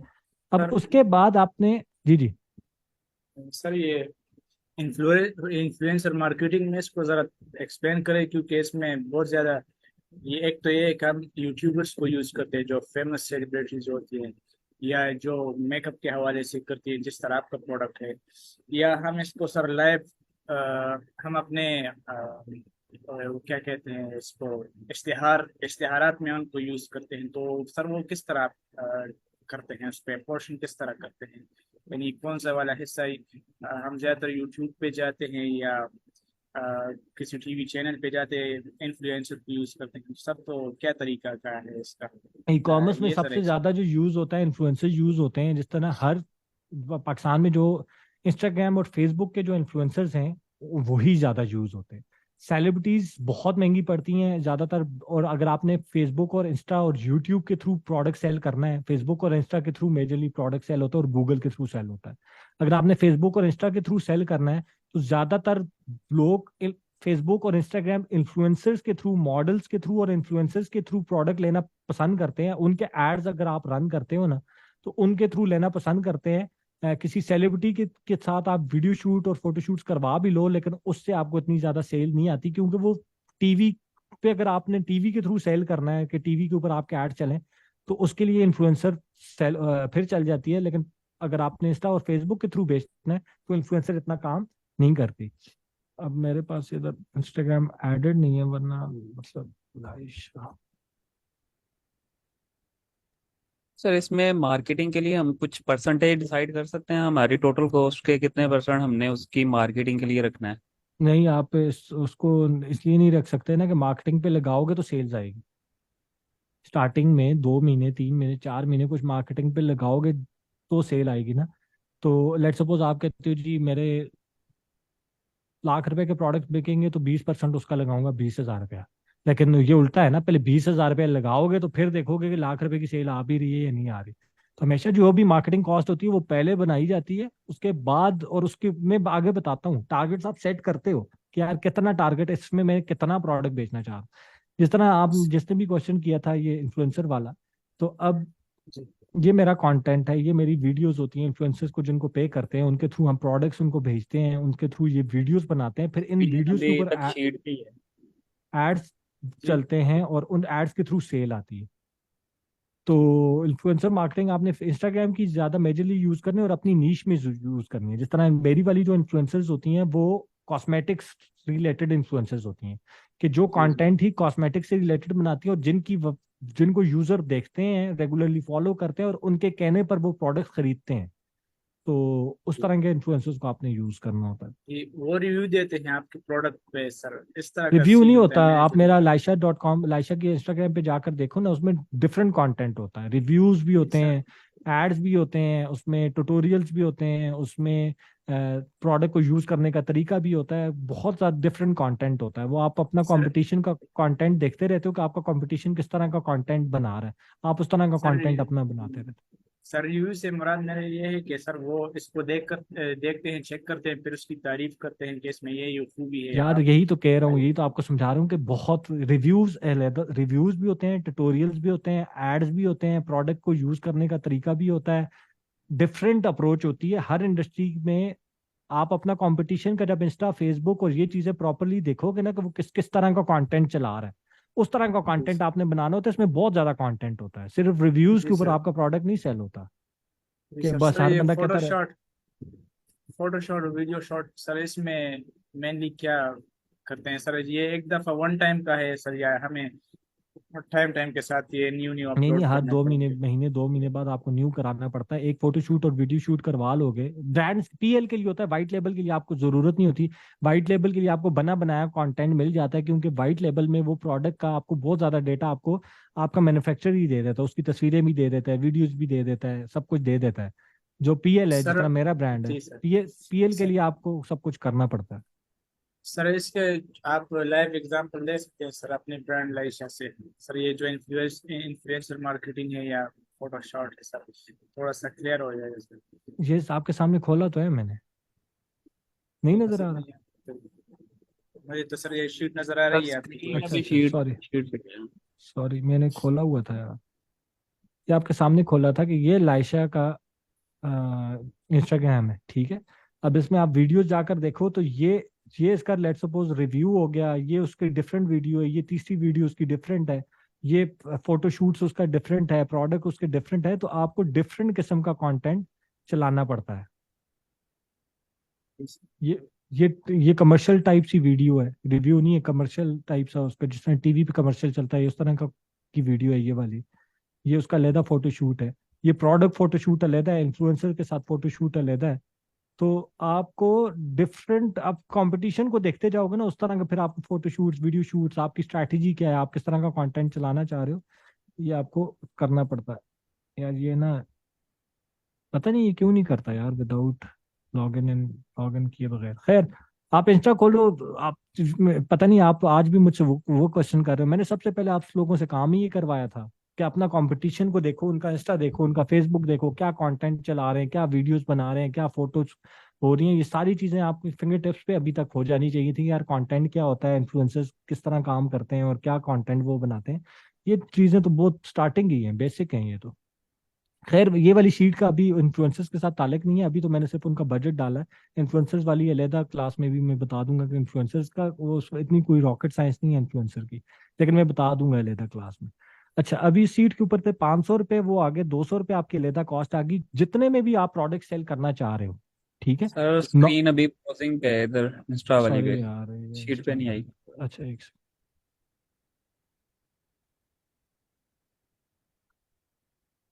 तो 500 रुपये आपकी वो आगे, 200 रुपये आपकी अदर कॉस्ट आ गई। जो भी कॉस्ट है, जो भी कॉस्ट आप इंक्लूड करना चाह रहे हो, कोई चीज छोड़ना छोड़ो मत। मैं क्या करता हूँ, मैं आपको अपनी स्ट्रैटेजी बता देता हूँ कि अगर प्रोडक्ट मुझे 300 रुपये का भी चाइना से मिलता है ना, ठीक है, तो मैं उसकी प्राइस 380 400 रुपये रख देता हूँ, 350 रख देता हूँ, 330 रख देता हूँ, कि मेरे पास एटलीस्ट डॉलर का मार्जिन हो, मेरे पास एटलीस्ट इतना मार्जिन हो कि एग्जैक्ट में नेक टू नेक ना जा रहा हूँ। कॉस्ट हमेशा याद रखो कि शीट बनाते वक्त आप अपने एक्सपेंसेस ज्यादा दिखाते हो, और अपनी जो आप टारगेट है कि लेट्स सपोज मैं महीने में 1000 लैशेस बेचता हूँ, एग्जांपल दे रहा हूँ, तो मैं 1000 के बजाय ना 700 800 टारगेट रखूंगा। टारगेट हमेशा कम रखते हो, कॉस्ट हमेशा ज्यादा रखते हो, ताकि आपका अगर टारगेट मिस हो जाए ना, तो जो कॉस्ट आपने ज्यादा डाली थी वो आपको कवर कर देती है, जो प्रॉफिट आप पर मंथ सोचा हुआ है ना कि यार इतना प्रॉफिट होगा, वो टारगेट आपका अचीव हो जाता है। एग्जांपल देता हूँ, मैं सोचता हूँ कि 1000 लैशेस पर मंथ में बेचूंगा, एग्जांपल दे रहा हूँ, और उन 1000 लैशेस के लिए मेरा पर मंथ का खर्चा है, एग्जांपल दे रहा हूँ कि 7 लाख रुपया खर्चा है। 7 लाख रुपया खर्चा होगा मेरा, और मेरा 1000 प्रोडक्ट बिकेगा, और ये मैंने टारगेट रखा हुआ है कि 1000 की बजाय अगर 800 भी बिक जाएंगी ना उस महीने में, लेकिन मैंने खर्चा एक्स्ट्रा दिखाया हुआ था, टीम का खर्चा ज्यादा दिखाया हुआ था, फेसबुक के लिए ज्यादा खर्चा दिखाया हुआ था, प्रोडक्ट की कॉस्ट थोड़ी ज्यादा की हुई थी, थोड़ी थोड़ी ज्यादा की हुई थी, तो वो जो मैं 5 लाख रुपया, और मैं कह रहा था कि मैं 1000 बेचूंगा, मुझे 5 लाख प्रॉफिट होगा, तो मैं 800 भी बिकेंगी ना, तो मेरा 5 लाख का प्रॉफिट कंप्लीट हो जाएगा। अगर मेरी 1000 बिकेंगी तो मुझे 6 लाख 7 लाख रुपया प्रॉफिट हो जाएगा। लेकिन ऐसा नहीं हो सकता कि मैंने खर्चे बहुत कम रखे हुए हो कि जी ये खर्चा जो है ना, ये तो 130 रुपए की चीज है, मैं तो 110 में भी ले लूंगा, 110 डाल देता हूँ, वो प्रोडक्ट आपको बाद में 120 का पड़ जाए, तो आपका ऑलरेडी खर्चा चीज पे ज्यादा हो गया। मार्केटिंग के लिए आपने 2 लाख रखा, लगाया आपने 2.5 लाख, तो 50 रुपए आपका ऑलरेडी खर्चा, 50,000 रुपया खर्चा आपका ऑलरेडी ज्यादा हो गया।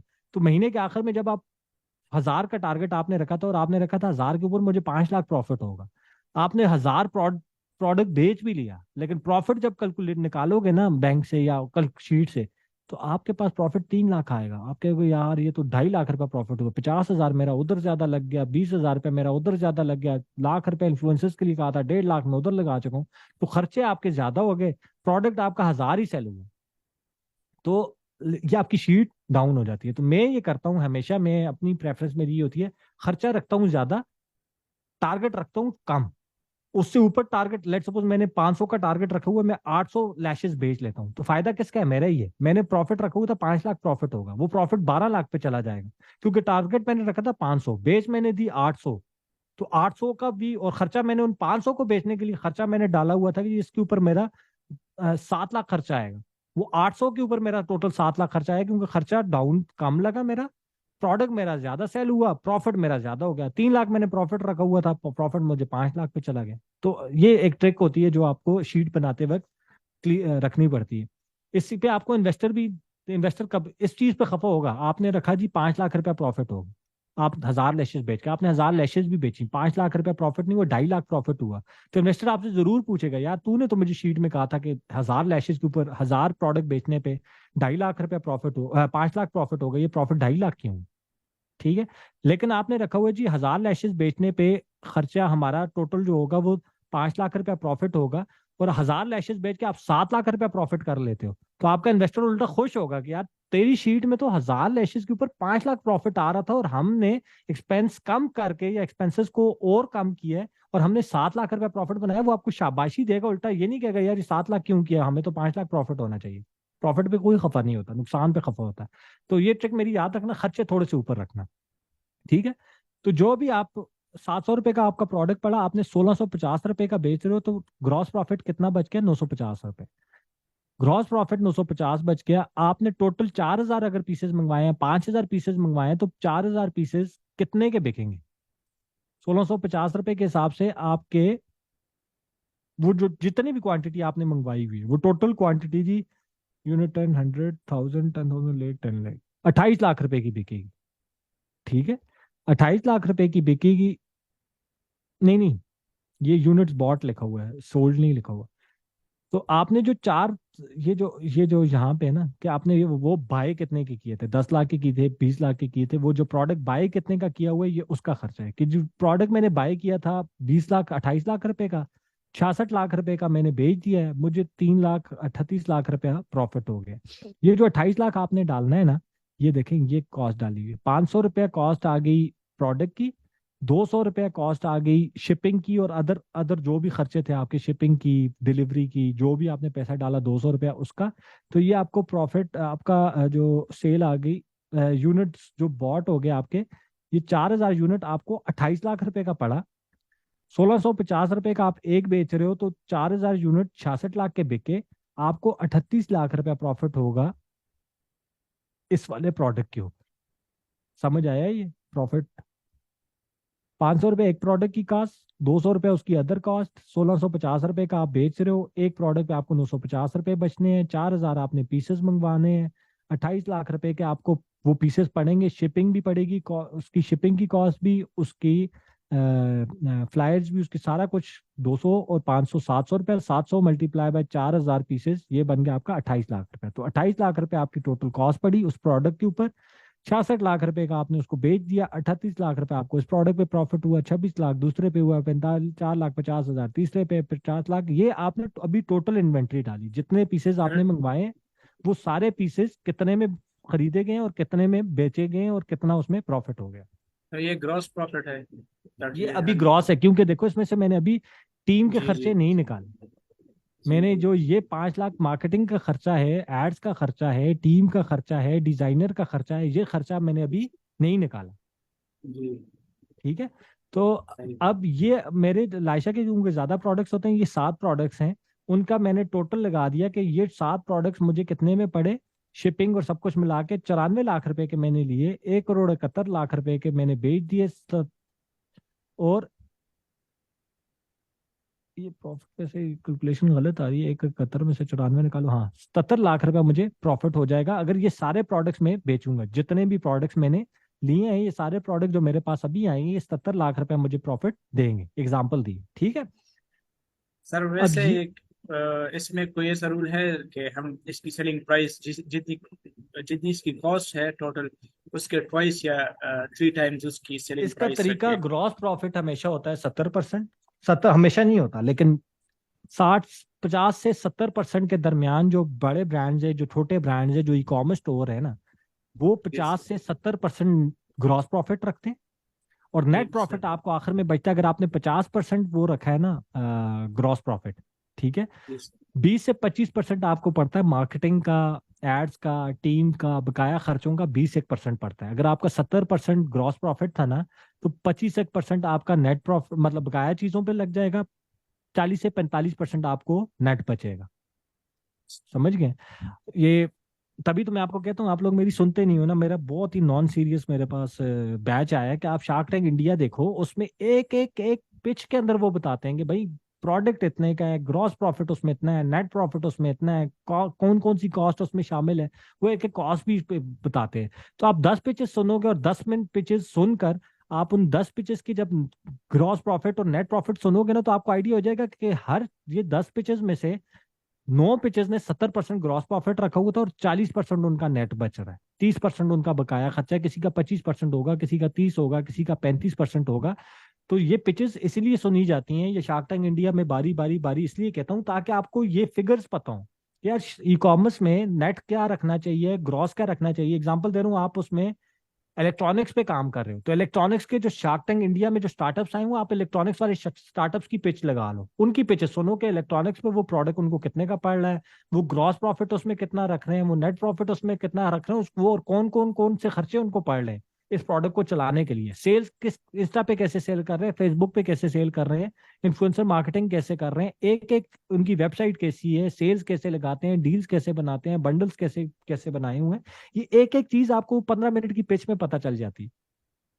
तो ये बेसिक जी चीजें सर। होती हैं जो आप as a startup, as e commerce store आपकी फिंगर टिप्स पे होनी चाहिए कि एक प्रोडक्ट में नेट प्रॉफिट क्या होता है, ग्रॉस क्या होता है, कितना होना चाहिए, कॉस्ट क्या क्या शामिल होती है, कितनी कॉस्ट होनी चाहिए। कोई ऐसी टर्म्स होंगी जो आप पहली दफा शार्क टैंक इंडिया से सीखोगे, मैंने बहुत सीखी है उधर से भी। तो वो जरूर देखा करो। तो इतना टाइम यूट्यूब फेसबुक पे लगाते हो, वो शार्क टैंक इंडिया की वीडियोस लगा कर बैठ जाया करो। अच्छा, तो ये मेरे आ गई अभी ग्रॉस प्रॉफिट।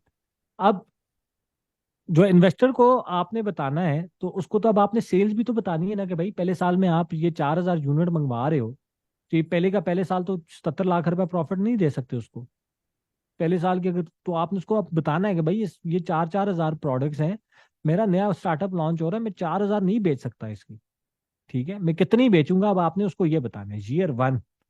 ईयर 1 में प्रोडक्ट की कॉस्ट, उसकी शिपिंग की कॉस्ट, कितने में वो प्रोडक्ट आप सेल कर रहे हो, कितना प्रॉफिट आ रहा है, ये सेम ऊपर वाली चीजें। इधर सिर्फ चेंज क्या हो रहा है, इधर मैंने पहले टोटल प्रॉफिट निकाला था कि ये 4,000 पीसेस अगर मेरे कितने में बाय हुए, कितने में सेल हुआ, और उसमें मुझे कितना, 4,000 पीसेस में मुझे कितना प्रॉफिट हो रहा है। अगर उन 4,000 पीसेस को मैं पहले साल में अपना टारगेट रखता हूँ कि ये मैंने 2,500 पीसेस बेचने हैं पहले साल में, तो 2,500 यूनिट, 2,500 यूनिट अगर मैंने पूरे साल में बेचने हैं, तो इसको अगर मैं डिवाइड करूं, 2,500 डिवाइडेड बाय, तो एक महीने में मुझे कितने बेचने पड़ेंगे, उस प्रोडक्ट के 208 यूनिट मुझे पर मंथ बेचने पड़ेंगे, ताकि मैं अपना 2,500 यूनिट का जो 2,500 अगर मैंने पूरे साल में बेचना है, तो 208 यूनिट मुझे पर मंथ बेचना पड़ेगा।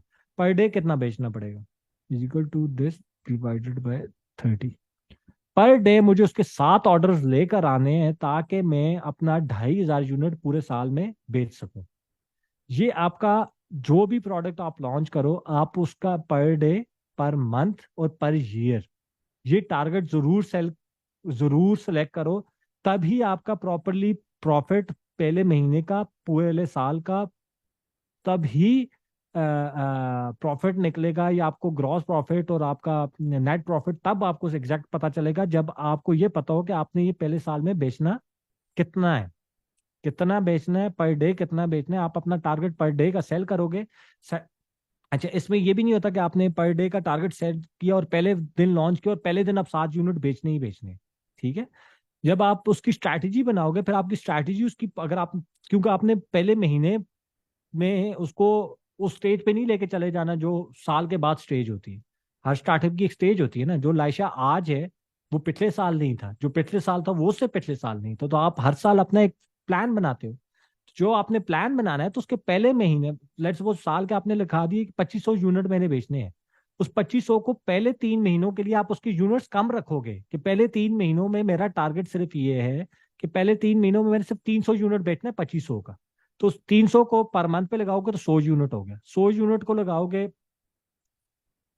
3 महीनों के में, अगर 300 बेचना है तो तीसरे महीने में थोड़े ज्यादा रखोगे, दूसरे महीने में थोड़े कम रखोगे, पहले महीने में और कम रखोगे, ताकि आपके पहले महीने में आपने अगर 25 यूनिट बेचना है तो आप आराम से अचीव कर लो। दूसरे महीने में आपने 70 रखा हो तो वो आराम से अचीव कर लो, और तीसरे महीने में आपने 100 रखा हो तो वो आराम से अचीव कर लो। तो 2500 यूनिट का ये मतलब नहीं है कि अगर जो मैंने आज जो चीज लॉन्च की वो मैं साल के बाद भी सेम ही क्वांटिटी, सेम ही 208 यूनिट बेच रहा हूँ। मैं 208 यूनिट नहीं बेच रहा हूँ, शायद उस वक्त मैं 400 यूनिट बेच रहा हूँ। लेकिन आज का यूनिट और उसकी यूनिट का एक एवरेज लगा लूंगा कि अगर उस वक्त 400 बेच रहा हूँ, आज मैं उसके 50 बेचने हैं मैंने, तो इन आज के 50 और उस वक्त के जो भी 400 यूनिट, इन सब की एक एवरेज निकाल कर अपना एक टारगेट साल का मैंने सेट कर देना कि यार ये मेरे साल का टारगेट है। जो आपने इन्वेस्टर को भी बताना है कि जी ये 4000 यूनिट है, उसमें से पहले साल में मैं 2500 बेच रहा हूँ। उन 2500, वो 2500 यूनिट जो मैंने बेचने हैं उसकी मुझे कॉस्ट कितनी पड़ेगी? जी 17,50,000 रुपए का प्रोडक्ट था वो। कितने का मैंने बेचा? 41,25,000 रुपए का बेचा। पहले साल में मैं इस प्रोडक्ट से 2,37,500 रुपए या 23,75,000 रुपए में इससे प्रॉफिट कमाऊंगा। दूसरे प्रोडक्ट का ये टारगेट है मेरा, उससे इतने प्रॉफिट, तीसरे प्रोडक्ट से इतना प्रॉफिट, चौथे प्रोडक्ट से इतना, पांचवे से इतना, छठे से इतना। तो पहले साल में जी मुझे 80 लाख रुपए बचेगा।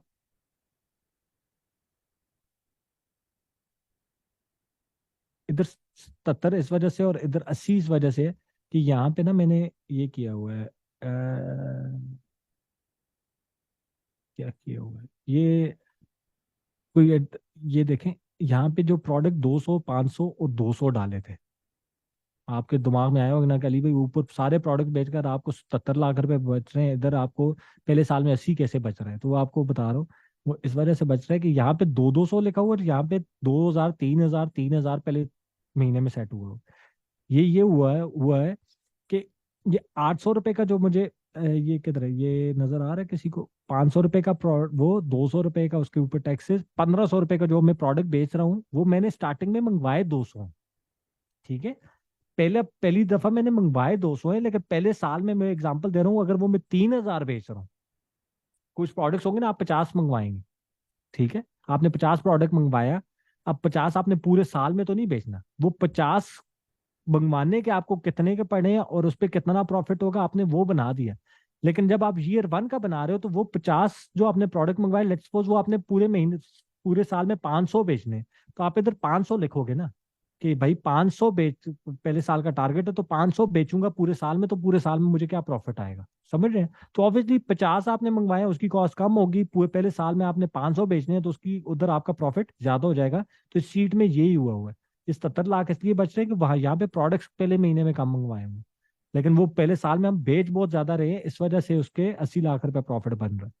कि 11 लाख रुपए का आपका 1,14,00,000 रुपए के प्रोडक्ट खरीदे, 1,94,00,000 के बेच दिए, 80 लाख रुपए उसमें प्रॉफिट आ गया।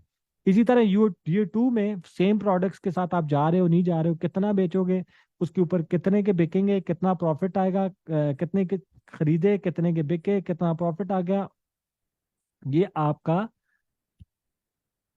ओह,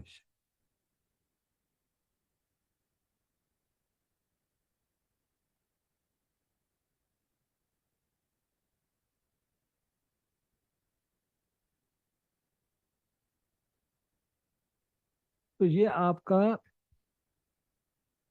प्रॉफिट आ गया।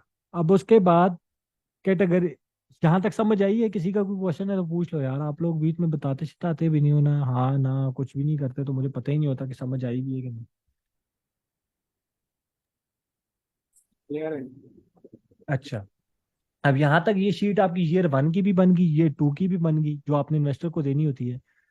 अब टोटल इन्वेस्टमेंट, पहला प्रोडक्ट लॉन्च करने के लिए आपको कितनी इन्वेस्टमेंट लगी, दूसरा प्रोडक्ट लॉन्च करने पे कितनी लगी, तीसरे प्रोडक्ट लॉन्च करने को कितनी लगी, आपको पहले साल मार्केट करने के लिए 66 लाख रुपए चाहिए थे। अब हम नेट प्रॉफिट निकाल रहे हैं। ठीक है, नेट प्रॉफिट क्या है कि पहले पहले साल में जो मैंने 77 लाख रुपए का एक प्रोडक्ट मंगवाया,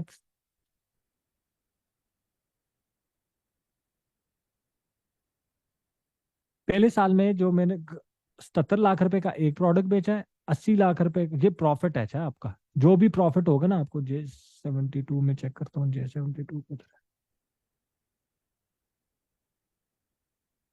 ये है, ठीक है। ये जो टोटल 77,60,000 रुपया टोटल प्रॉफिट आया है मुझे, ये मैं उससे कैलकुलेट कर रहा हूँ।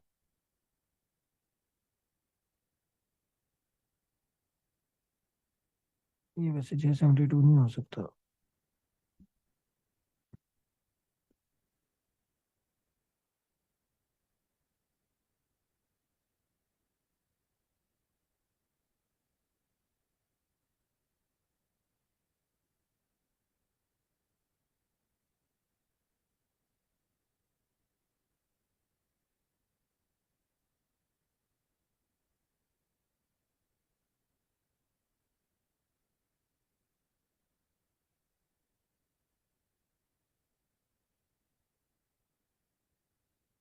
अब हम नेट निकाल रहे हैं प्रॉफिट, ठीक है। तो नेट प्रॉफिट के लिए मैंने क्या किया है, पहले साल का अगर मैं नेट निकालना चाह रहा हूँ ना, तो पहले साल में मुझे कितना प्रॉफिट हुआ था, ग्रॉस प्रॉफिट हुआ था जी 80 लाख रुपया, ठीक है।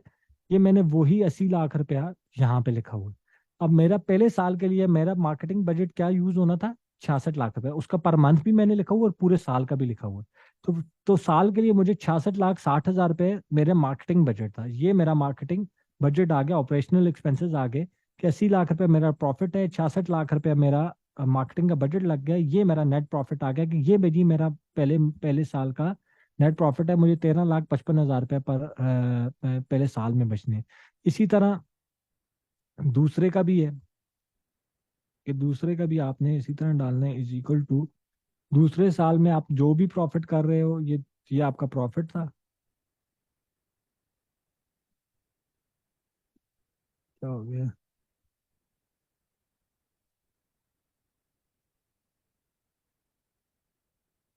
दूसरे साल में मैंने ये प्रॉफिट करना है, ठीक है। ये मेरा टोटल 2,47,000 2 करोड़ 47 लाख रुपया मेरा प्रॉफिट था। उसमें मेरा जो मार्केटिंग एक्सपेंस है, पहले साल अगर मैंने 66 लाख रुपया रखा है ना, तो दूसरे साल के लिए मैंने मार्केटिंग बजट भी अपना 1 करोड़ कर दिया। यदि ये मेरा मार्केटिंग बजट होगा 1 करोड़ रुपया, ऑनर्स और डायरेक्टर्स को, क्योंकि उसमें मेरा इन्वेस्टर शामिल होगा ना, तो उसको कितने पैसे डालने जाने हैं जी, ये पैसे जाने हैं, ठीक है।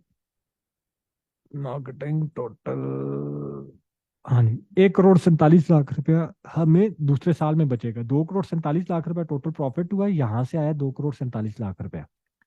मेरा जो एक्सपेंस हुआ दूसरे साल में, वो मैंने मार्केटिंग पे लगाया 1 करोड़ रुपया, तो मुझे दूसरे साल में 1 करोड़ 47 लाख रुपया बचेगा, ठीक है। टोटल प्रोडक्ट्स कितने क्या है, इनिशियल प्रोडक्ट, ये सारी वही कैलकुलेशंस हैं। तो ये शीट कितने लोगों को समझ आई है अभी तक? यहाँ पे आपने नेट निकालना है, नेट निकालना इतना कोई मुश्किल काम नहीं है। उसमें मुश्किल काम यही है, आपने एक एक एक एक चीज की प्राइस डाल देनी है पर मंथ, और उसको फिर पर ईयर पे कन्वर्ट कर देना है। साल का अगर आप अपना टारगेट रख रहे हो, जो भी टारगेट रख रहे हो, तो ये आपका टारगेट, उसमें आपका ये साल का टारगेट है, उसमें कितना प्रॉफिट होना है, दूसरे साल का क्या टारगेट है, उसमें कितना प्रॉफिट होना है। यहाँ पे आपकी शीट प्रॉफिटेबल होनी चाहिए पहले साल में भी और दूसरे साल में भी। अगर आपकी शीट यहाँ पे नेगेटिव है, तो आपका मसला ये है कि यहाँ पे जो आपकी सेलिंग प्राइस है, या तो ये कम है, या आपका यहाँ पे ज्यादा एक्सपेंसेस है, या आपको आपका प्रोडक्ट ही महंगा महंगा मिल रहा है। तो इस शीट को बनाने से आपको पता चल जाता है कि यार ये प्रोडक्ट मैंने लॉन्च करना है या नहीं करना, ये प्रोडक्ट पहले साल में मैं कितना बेच सकता हूँ नहीं बेच सकता, ये भी आपको पता चल गया। सर यूजुअली तो ये होता है सर, हम जब एक नया बिजनेस लॉन्च करते हैं तो स्टार्ट में प्रॉफिट्स नहीं होते, यूजुअली लॉसेज ही होते हैं, फिर वो कन्वर्ट होता है प्रॉफिट्स में। ऐसे तो ही या तो ये मेरा कंसेप्ट है या देखो, डिफरेंट। ज्यादातर लोग नुकसान पे क्यों होते हैं, मैं आपको समझाता हूँ। बिजनेस का एक रूल है, ज्यादातर लोग सबसे बड़े, और इस वजह से बंद भी हो जाते हैं, कि वो ये जो मैंने डाला है ना 66 लाख रुपया मार्केटिंग एक्सपेंस का, जी नजर सर। आ रहा है आपको, जी जी ये बिल्कुल। पैसे वो अपने पास नहीं रखते हैं। अगर उसके पास 1 करोड़ रुपया होता है ना, और जी जी 1 करोड़ रुपए का मतलब ये होता है कि उसमें आपने marketing cost, shipping cost, product की कॉस्ट, वेबसाइट की कॉस्ट, टीम की कॉस्ट, सब कुछ मिलाकर आपने उस 1 करोड़ रुपए के अंदर स्पेंड करना है। और 6 से 7 महीने, 8 महीने या 1 साल तक का पैसा आपके पास उस ब्रांड को, उस स्टोर को, उस ई कॉमर्स स्टोर को, मिनिमम 6 महीने के पैसे। लेट्स सपोज ये 66 लाख रुपए मेरा साल का लग रहा है ना, तो इसको 66 लाख को अगर मैं डिवाइड करूं is equal to this divided by 6, तो 6 महीने के कितने पैसे बनते हैं?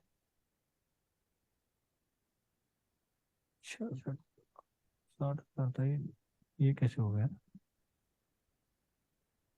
नहीं, divided by 2 is equal to this divided by 2। 33,30,000 33 lakh रुपया मेरे पास पहले महीने 33,30,000 रुपये मेरे पास जब मैं ब्रांड स्टार्ट कर रहा हूँ ना, तो तब मैंने साइड पे करके अपने अकाउंट में रख देने हैं, जो 6 महीने उसको चलाने के लिए चाहिए मुझे पैसे।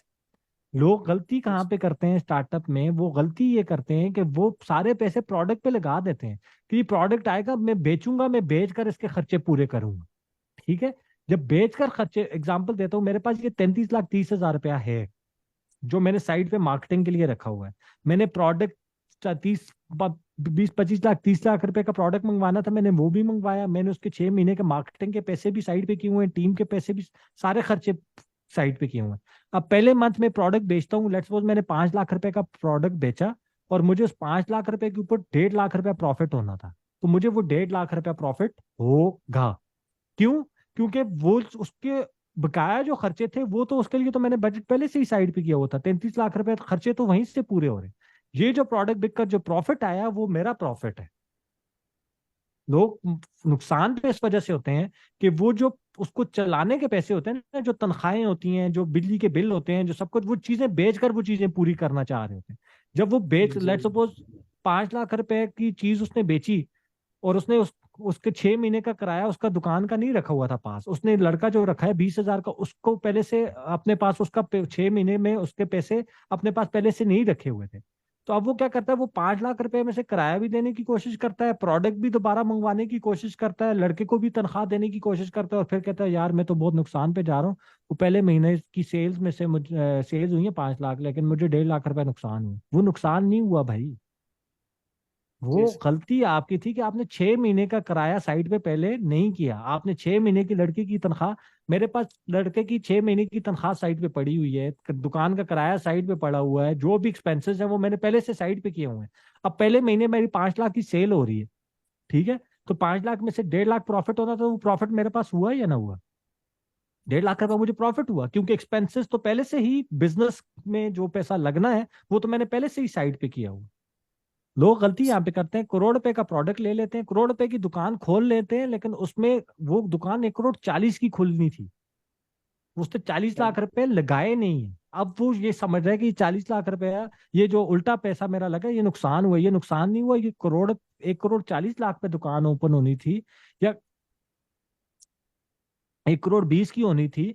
तूने वो 20 लाख लगाया नहीं है, अब वो तू 20 लाख पर मंथ के हिसाब से 2 लाख रुपए 3 लाख रुपए पर मंथ के हिसाब से लगा रहा है। जो स्टार्टिंग के उसको ओपन करने के पहले दिन के लिए तुझे 1,30,00,000 चाहिए था, आपको 1,30,00,000 चाहिए था, 1,40,00,000 चाहिए था, वो आपने 30-40 लाख उस वक्त नहीं लगाया। अब आपको वो पर मंथ लगाना पड़ रहा है इसको चलाने के लिए, तो आपको लग रहा है कि ये नुकसान हो रहा है। ये नुकसान नहीं हो रहा। आप घर बनाते हो ना, ठीक है, तो घर बनाते हो तो उसकी एक टोटल कॉस्ट आती है ना, मजदूरों की कॉस्ट, ये कॉस्ट, लेट सपोज जो भी कॉस्ट होती है उसकी, आप उसमें से कुछ चीजें नहीं स्टार्टिंग में लगाते कि जी पर मंथ में ये लेट्स सपोज इसका मैं रूफ नहीं बना, छत नहीं बनाता, या मैं इसकी गराज नहीं बनाता, या मैं इसकी ये चीज नहीं बनाता, मैं इसका गेट नहीं लगाता, या मैं इसका सहन नहीं बनाता, ठीक है, आप घर में इंटर हो जाते हो और पर मंथ के हिसाब से आप, इस महीने आपने सहन डाल दिया, या इस महीने आपने घर का दरवाजा लगा दिया, आपने ये उसकी टाइलें लगा दी, उसको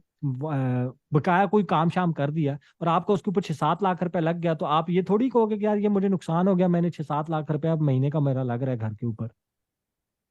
उसकी कॉस्ट आनी थी 3 करोड़ रुपए, पूरा घर 3 करोड़ में बनना था, आपने 2 करोड़ रुपया लगाया है।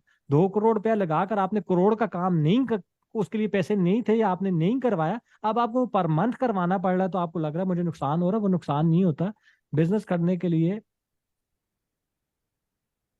बिजनेस करने के लिए आपको ये सारी चीजें चाहिए होती हैं। आपको इनिशियली 6 महीने के पैसे, एक एक खर्चा, एक एक चीज आपको रखनी पड़ती है। जो नहीं रखता तो वो फिर समझता है नुकसान हो रहा होता है, नुकसान नहीं होता। वो बिजनेस चलाने के लिए आपको पैसे चाहिए होते हैं। आज मैं बोल भी बहुत ज्यादा लिया, 9:15 हो गए हैं, 7:30 बजे क्लास स्टार्ट हुई है और मेरी कमर जो है ना वो जवाब दे।